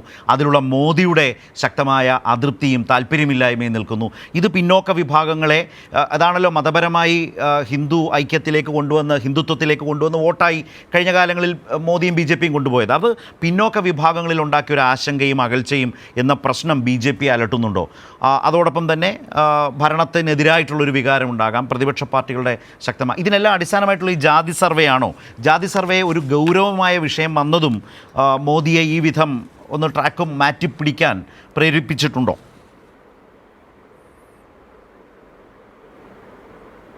സത്യത്തിൽ ജാതി സർവേ എന്ന് ബീഹാറിൽ ജാതി സർവേ നടത്തിയിരുന്നു. ജാതി സർവേക്ക് പ്രതിപക്ഷത്തിൻ്റെ ഇടയ്ക്ക് എനിക്കൊന്ന് കോൺഗ്രസിൻ്റെ മാനിഫെസ്റ്റോയിൽ പറഞ്ഞിട്ടുണ്ടത്, CPM CPI കക്ഷികളുടെ മാനിഫെസ്റ്റോയിൽ പറഞ്ഞിട്ടുണ്ട്. പക്ഷേ അവരാരും അതിനൊരു വലിയ പ്രാധാന്യം കൊടുത്തില്ല. ഈ കോൺഗ്രസിൻ്റെ മാനിഫെസ്റ്റോയിലുള്ള ഈ സാധനം കണ്ടെടുത്ത് ഉപയോഗിക്കുന്ന ആളാണ് നരേന്ദ്രമോദി. അദ്ദേഹം ഈ എങ്ങനെയാണ് ഒരു ഡിവിഷൻ ഉണ്ടാക്കേണ്ടത് എന്ന് എനിക്കൊന്ന് RSS BJP നേതൃത്വങ്ങൾ വളരെ കൂലങ്കഷമായി ആലോചിച്ചിട്ടാണ് ഈ റീഡിസ്ട്രിബ്യൂഷൻ ഓഫ് വെൽത്ത് എന്നൊരു കാര്യം മാനിഫെസ്റ്റോയിൽ പറഞ്ഞിട്ടില്ല എന്നുള്ളത് സത്യത്തിൽ ധ്രുവ് റാട്ടി പറയുമ്പോഴാണ് എനിക്ക് മനസ്സിലായത്. ഞാനാണ് പിന്നെ അങ്ങനെയല്ല കോൺഗ്രസ് പറഞ്ഞത്. കോൺഗ്രസ് എന്നുള്ള മൻമോഹൻ സിംഗ് ആരായാലും പറയുന്നത് നമ്മുടെ രാജ്യത്തിൽ സർക്കാർ പ്രോജക്റ്റുകൾ ഉണ്ടാക്കുമ്പോൾ അതിൽ ഈ അവഗണിക്കപ്പെട്ട മനുഷ്യർക്ക് ഒരു ഷെയർ കൊടുക്കണം എന്ന് പറഞ്ഞതിനാണ് പ്രധാനമന്ത്രി അതെടുത്ത് മുസ്ലിങ്ങൾക്ക് കൊടുക്കാനുള്ള സംഭവമാണ് എന്ന് പറഞ്ഞ് വ്യാഖ്യാനിക്കുന്നത്. ഇതൊരു വളരെ റിയൽ വിഷയമാണ്. അതായത് നമ്മുടെ രാജ്യത്തിൻ്റെ സമ്പത്ത് വളരെ കുറച്ച് ആളുകളുടെ ഇടയിൽ കേന്ദ്രീകരിക്കുന്നു എന്നുള്ളത്. ഈ ചർച്ചയെ നേരെ തിരിച്ചിടുകയാണ് ഇപ്പോൾ പ്രധാനമന്ത്രി ചെയ്തത്. സത്യത്തിൽ ഞാൻ വിചാരിക്കുന്നത് പ്രതിപക്ഷങ്ങൾ ഈ ചർച്ച ഏറ്റെടുക്കുകയാണ് വേണ്ടത്. ഞങ്ങൾ ഇത് പറഞ്ഞത് സീരിയസ് ആയിട്ടാണ് തന്നെ എന്നാണ് എനിക്കൊന്ന്. കഴിഞ്ഞ ദിവസങ്ങളിലൊക്കെ രാഹുൽ ഗാന്ധിയും മല്ലികാർജ്ജുൻ ഖാർഗെയും അത് ഉറച്ചു പറയുന്നുണ്ടായിരുന്നു. അവർ ഇത് ഞങ്ങൾ വി മീൻ ഇറ്റ് എന്നുള്ള മട്ടിൽ. എനിക്ക് തോന്നുന്നത് പ്രതിപക്ഷം പ്രധാനമന്ത്രിയുടെ ചൂട് പിടിച്ച് ഈ ചർച്ച മുമ്പോട്ട് കൊണ്ടുപോവുകയാണ് വേണ്ടത്. കാരണം ഇതിന് ഇലക്ഷൻ്റെ അപ്പുറത്തേക്കും ഒരു സ്കോപ്പുള്ള ഒരു ചർച്ചയാണ്. എങ്ങനെയാണ് നമ്മുടെ നാട്ടിൽ വളരെ കുറച്ച് പേർ മാത്രം നമ്മുടെ ദേശീയ സമ്പത്ത് അടിച്ചു മാറ്റിക്കൊണ്ട് പോകുന്നു എന്നുള്ളതിനെക്കുറിച്ചുള്ള ചർച്ച എനിക്ക് തോന്നുന്നു പ്രതിപക്ഷം അത് ഏറ്റെടുക്കേണ്ടതുണ്ട്. പ്രധാനമന്ത്രി ഇങ്ങനെ അതിനെ വളച്ചൊടിക്കാൻ പ്രധാനമന്ത്രിയെ വിടാതെ ഇത് ഞങ്ങൾ മുമ്പോട്ട് വെച്ച അജണ്ട ഇതാണ് എന്ന് ഖാർഗെ ചെറിയ കുറുക്കണമൊന്നുമല്ല, അദ്ദേഹം പ്രധാനമന്ത്രിക്ക് ഒരു എഴുത്ത് അയച്ചിരുന്നു. ഞങ്ങൾ ഇങ്ങനെയാണ് പറഞ്ഞത്, താങ്കൾക്കിത് മനസ്സിലാകാത്തതാണെന്ന് പറഞ്ഞിട്ട് ശരിക്കും മുള്ളും കുത്തും വെച്ചിട്ടൊരു എഴുത്ത് അദ്ദേഹം അയച്ചിരുന്നു. അതെനിക്ക് തോന്നുന്നു നാട്ടുകാരോട് പറയേണ്ടതുണ്ട്. കോൺഗ്രസും പ്രതിപക്ഷ കക്ഷികളും അത് പറയുമെന്ന് തന്നെയാണ് എനിക്ക് തോന്നുന്നത്. പക്ഷേ ഒരു കാര്യമുണ്ട്, അവർ ഉത്തരേന്ത്യയിൽ എടുത്തു വെക്കുന്ന ഒരേ ഒരു ടോപ്പിക് എന്നുള്ളത് പിന്നെ തൊഴിലില്ലായ്മയാണ്. ഞാൻ ഇവരുടെ അഖിലേഷ് യാദവിൻ്റെയും ലാലു പ്രസാദ് യാദവിൻ്റെയും രണ്ടുപേരോട് കൂടിയിട്ട് 130 സീറ്റുകൾ 140 സീറ്റുകളാണ് നിർണ്ണയിക്കുന്നത്. അവിടെ മുഴുവൻ അവർ സൈന്യത്തിലും കരാർവൽക്കരണം കൊണ്ടുവന്നത് ജനങ്ങളെ, ചെറുപ്പക്കാരെ സ്വാധീനിക്കാൻ കഴിയുന്ന, അവരെ കാര്യങ്ങൾ ബോധ്യപ്പെടുത്താൻ, തൊഴിലില്ലായ്മ അതെല്ലാം ബോധ്യപ്പെടുത്താൻ കഴിയുന്ന. റൈറ്റ്. ഗോപികൃഷ്ണൻ ഈ തരത്തിൽ തീർച്ചയായിട്ടും, കാരണം അത് കെ ജെ പൂർത്തിയാക്കൂ. അല്ല, അത് തന്നെയാണ്. കാരണം സൈന്യത്തിലൊരു തൊഴിൽ എന്ന് പറയുന്നത് 15 വർഷം ഒരാൾ സൈന്യത്തിൽ അത് അയാളുടെ ഒരു കരിയറാണ്. പിന്നെ റിട്ടയർ ചെയ്ത് നാട്ടിൽ വന്നാൽ ഫുൾ പെൻഷൻ, ഒരു അന്തസ്സ്. അതായത് ഒരു സൈനികൻ എന്ന് പറയുന്നത് ഉത്തരേന്ത്യയിൽ വലിയ അന്തസ്സുള്ള ഒരു പണിയാണ്. അയാൾക്ക് വിവാഹം കഴിക്കാം, കുട്ടികളെ വളർത്താം, ജീവിതത്തിന് ഷുവറിറ്റി. ഇതൊരുമാതിരി 4 വർഷത്തെ പരിപാടി കഴിഞ്ഞ് വരുമ്പോഴത്തേക്ക് പിന്നെ തൊഴിലുണ്ടോയെന്ന് അറിയത്തില്ല, പെൻഷനില്ല, ഒന്നുമില്ലാതെയും മാറിയിരിക്കുന്നു. ഇതൊക്കെ ഇത് സൈന്യം എതിർത്തതാണ് എന്നുള്ള മുൻ സൈനിക മേധാവിയുടെ പുസ്തകത്തിലെ റെഫറൻസ് കൂടി ഇതിൻ്റെ ബാക്ക്ഗ്രൗണ്ടിൽ ഉണ്ടെന്ന് കൂടി നമ്മൾ മനസ്സിലാക്കണം. ഗോപീഷൻ്റെ കൂടി എന്താണ് ഇക്കാര്യത്തിലുള്ള അഭിപ്രായം? ഇത്തരം വിഷയങ്ങൾ ഈ ഷിഫ്റ്റിന് പ്രധാന ഘടകമായി പ്രധാനമന്ത്രി നിർബന്ധിതനാക്കിയതാണോ? അല്ല, കെ ജെ പറഞ്ഞതിനകത്താണ് കാര്യം. പ്രൈം മിനിസ്റ്റർ ഈ പറഞ്ഞതിനെ തിരിച്ച് പ്രതിപക്ഷത്തിന്റെ അജണ്ടയിൽ പറഞ്ഞിരിക്കുന്ന ചില കാര്യങ്ങൾ അദ്ദേഹം തിരിച്ച് ഇടുകയും അദ്ദേഹത്തിന് അനുകൂലമാക്കി മാറ്റാനുള്ള പ്രവണതയിലാണ്. ഇവിടെ പ്രതിപക്ഷമാണത് ഇതൊരു ഡിസ്കഷനാക്കി മാറ്റുകയും ചെയ്യേണ്ടത്. മീഡിയയെക്കാളും, നമ്മളിപ്പോൾ സോഷ്യൽ മീഡിയയെ കുറിച്ചായാലും യൂട്യൂബറെക്കാളും ഇതിനകത്ത് ഇവരെക്കാളൊക്കെ കൂടുതൽ പ്രതിപക്ഷ നേതാക്കളുടെ റോളാണ് ഇതിനകത്ത് ഏറ്റവും കൂടുതലായിട്ട് വരേണ്ടത്. പിന്നെ ഇത് ഇലക്ഷനാണ്, ഇനി 5 സീരീസ് കൂടെ ഉണ്ട്, 5 ഫേസ് കൂടെ നമുക്ക് കാണേണ്ടിയിരിക്കുന്നു. എല്ലാ പാർട്ടികളും മാക്സിമം അവരുടെ ഫുൾ സ്ട്രെങ്ത്തിലോട്ട് പോകുന്ന ഷോ ആയിരിക്കും. ഷാജി ജോസഫിൻ്റെ അഭിപ്രായം ഇക്കാര്യത്തിൽ എന്താണ്? തൊഴിലില്ലായ്മ, സൈന്യം ഒരു വളരെ പ്രധാനപ്പെട്ട മേഖലയാണ്. അതിലെ കരാർവൽക്കരണം ഒരു ഗൗരവമായി വേഗത്തിൽ ബീഹാറിനും ഉത്തരേന്ത്യയ്ക്കും മനസ്സിലാകുന്ന വിഷയമാണ്. ഇതെല്ലാം അടങ്ങുന്ന ഒരു പ്രശ്നത്തെക്കുറിച്ചാണ് നമ്മൾ സംസാരിച്ചത്. ഈ ഒരു നിർബന്ധിത അവസ്ഥ, പിന്നോക്കക്കാരുടെ അവിശ്വാസം എന്നത് മോദി നേരിടുന്നൊരു പ്രശ്നമാണ് ഉത്തരേന്ത്യയിൽ ഇപ്പോൾ. പിന്നോക്കക്കാരുടെ എന്ന് മാത്രമല്ല, ഇപ്പോൾ ഇവർ പറഞ്ഞ ഈ വിഷയങ്ങൾ, ഈ തൊഴിലില്ലായ്മ, അഗ്നിവീർ ഇഷ്യൂ, ഇതിനോടൊപ്പം തന്നെ മോദിയെ ഈ കാര്യങ്ങളിലൊക്കെ മുന്നോട്ട് പോകാൻ സഹായിക്കുന്ന മറ്റ് പ്രധാനപ്പെട്ട ഒരു ഘടകം എന്ന് പറയുന്നത് പ്രതിപക്ഷത്തിന് നേതൃത്വം കൊടുക്കുന്നു എന്ന് നാം വിചാരിക്കുന്ന കോൺഗ്രസിനുള്ളിലെ വ്യക്തതയില്ലായ്മ, സംഘടനാ പ്രവർത്തനങ്ങളിലെ ആർജവമില്ലായ്മ, ഇതും മോദിക്ക് അനുകൂലമായി തീരുന്നു എന്നതാണ് ഞാൻ വിചാരിക്കുന്നത്. ഇപ്പോഴും ഈ വടക്കേ ഇന്ത്യൻ സംസ്ഥാനങ്ങളിൽ നിങ്ങൾ നോക്കുക, അമേഠിയിലും റായ്ബറേലിയും ആര് മത്സരിക്കുമെന്ന് തീരുമാനിക്കാൻ ഒരു ആർജവം കോൺഗ്രസ് കാണിക്കുന്നില്ല. അടുത്ത വെള്ളിയാഴ്ച വരെയാണ് നോമിനേഷൻ്റെ സമയം. എന്നാൽ ഇന്ന് വരെ ഇത് വിളിച്ചു പറയാൻ കോൺഗ്രസിന് സാധിക്കുന്നില്ല. അപ്പോൾ നരേന്ദ്രമോദി കൗശലമായ രാഷ്ട്രീയം മുന്നോട്ട് കൊണ്ടുപോകുമ്പോൾ അവഗണനയുടെയും അപമാനിക്കലിൻ്റെയും രാഷ്ട്രീയം മുന്നോട്ട് കൊണ്ടുപോകുമ്പോൾ അതിനെ നേരിടേണ്ട കാര്യത്തിൽ എല്ലാ ഇഷ്യൂസും പറയുക. പക്ഷേ തങ്ങളുടെ രാഷ്ട്രീയ വൈരി എടുക്കുന്ന തന്ത്രം എന്താണെന്ന് മനസ്സിലാക്കി അതിനനുസരിച്ച് ഞാൻ ഒരു കാര്യം ചോദിച്ചോട്ടെ, എന്ത് പറ്റി ഇലക്ട്രൽ ബോണ്ടിന്? ഓർഗനൈസ്ഡ് ലൂട്ട് എന്ന് വിളിക്കപ്പെട്ട ഒരു സാധനത്തിനെ, അതിനെക്കുറിച്ച് ബോഫോഴ്സിനെ കുറിച്ച് പറഞ്ഞ അധികാരത്തിൽ വന്നവരുണ്ടല്ലോ, എന്തുകൊണ്ടാണ് ഇലക്ട്രൽ ബോണ്ടിനെ കുറിച്ച് സംസാരിക്കാതിരിക്കുന്നത്? നരേന്ദ്രമോദിയെ നേരിടണമെങ്കിൽ നരേന്ദ്രമോദിയുടെ അതേ കോയിനിൽ മറുപടി കൊടുക്കണം. അല്ലാതെ കോൺഗ്രസ് പഴയ രാഷ്ട്രീയം കൊണ്ട് നരേന്ദ്രമോദിയെ നേടാൻ സാധിക്കില്ല. ശ്രീത്, ഏതായാലും കെ ജെ പറഞ്ഞപ്പോൾ സന്തോഷം തോന്നി. കാരണം CAA കാര്യം കേരളത്തിൽ ചർച്ച ചെയ്യുമ്പോൾ ഖാർഗെ ഉറക്കത്തിലായിരുന്നു, ഉറക്കമുണർന്ന് നിലപാട് പറഞ്ഞിരുന്നില്ല. ഇപ്പോൾ ഉറക്കമുണർന്ന് പ്രധാനമന്ത്രിക്ക് കത്തയച്ചു എന്ന് പറഞ്ഞത് ആശ്വാസകരമായ കാര്യമാണ്. പക്ഷേ ഈ പറഞ്ഞ മുസ്ലിം അധിക്ഷേപം, മുസ്ലിം വിരോധം പ്രധാനമന്ത്രി പറയുമ്പോൾ അതിനെ ശക്തമായി ആർജവത്തോടെ ഉത്തരേന്ത്യയിൽ നിന്നെതിർക്കാൻ സോണിയോ പ്രിയങ്കയോ തയ്യാറാവുമോ? മത്സരിക്കുന്ന കാര്യം പോലും വെളിപ്പെടുത്താതെ അതീവ രഹസ്യമാക്കി വെച്ചിരിക്കുകയാണ്.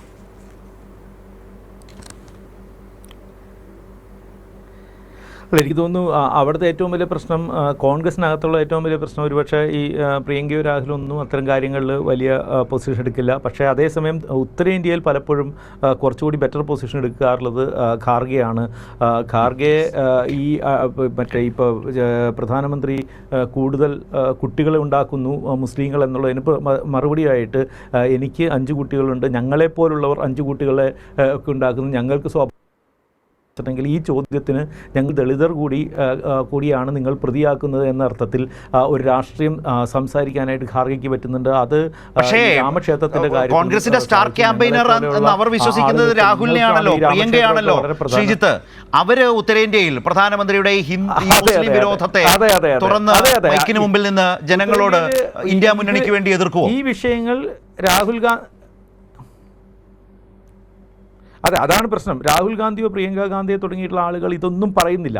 അതേസമയം ഖാർഗെയൊക്കെ പറയുന്നതിന് റെസ്പോൺസ് ഉണ്ടാവുകയും ചെയ്യുന്നുണ്ട്. അപ്പോൾ ഖാർഗെ പോലുള്ള ആളുകളെ ഇവർ പൂർണ്ണമായി ഇറക്കാനായിട്ട് തയ്യാറാവുന്നുമില്ല. ഇവിടുത്തെ ഏറ്റവും വലിയ പ്രതിപക്ഷത്തിൻ്റെ ക്യാമ്പയിനർ എന്ന് പറയുന്നത് തേജസ്വി യാദവും അഖിലേഷ് സിംഗ് യാദവുമാണ് എന്നുള്ള കാര്യവും കൂടി നമുക്ക് കാണണം. ഇലക്ട്രൽ ബോണ്ടിനെ കുറിച്ച് ഇടതുപക്ഷവും ചില പാർട്ടികളും അല്ലാതെ വേറെ ആരും പറയാനായിട്ട് തയ്യാറാവുന്നില്ല. ഏറ്റവും വലിയ പ്രശ്നം ഡയറക്റ്റായിട്ടുള്ള അഴിമതിയാണിത്.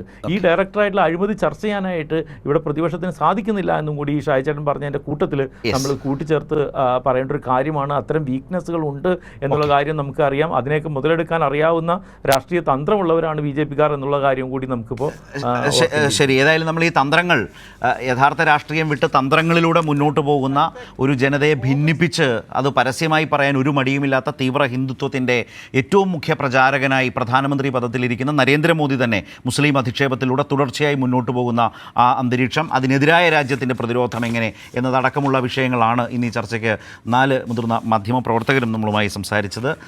4 പേർക്കും നന്ദി. നമുക്ക് അതിവേഗം ന്യൂസ് ആൻഡ് വ്യൂസ് അവസാനിപ്പിച്ച് 9 PM പോകേണ്ട സമയം ആവുന്നു. ന്യൂസ് ആൻഡ് വ്യൂസ് അവസാനിക്കുന്നു.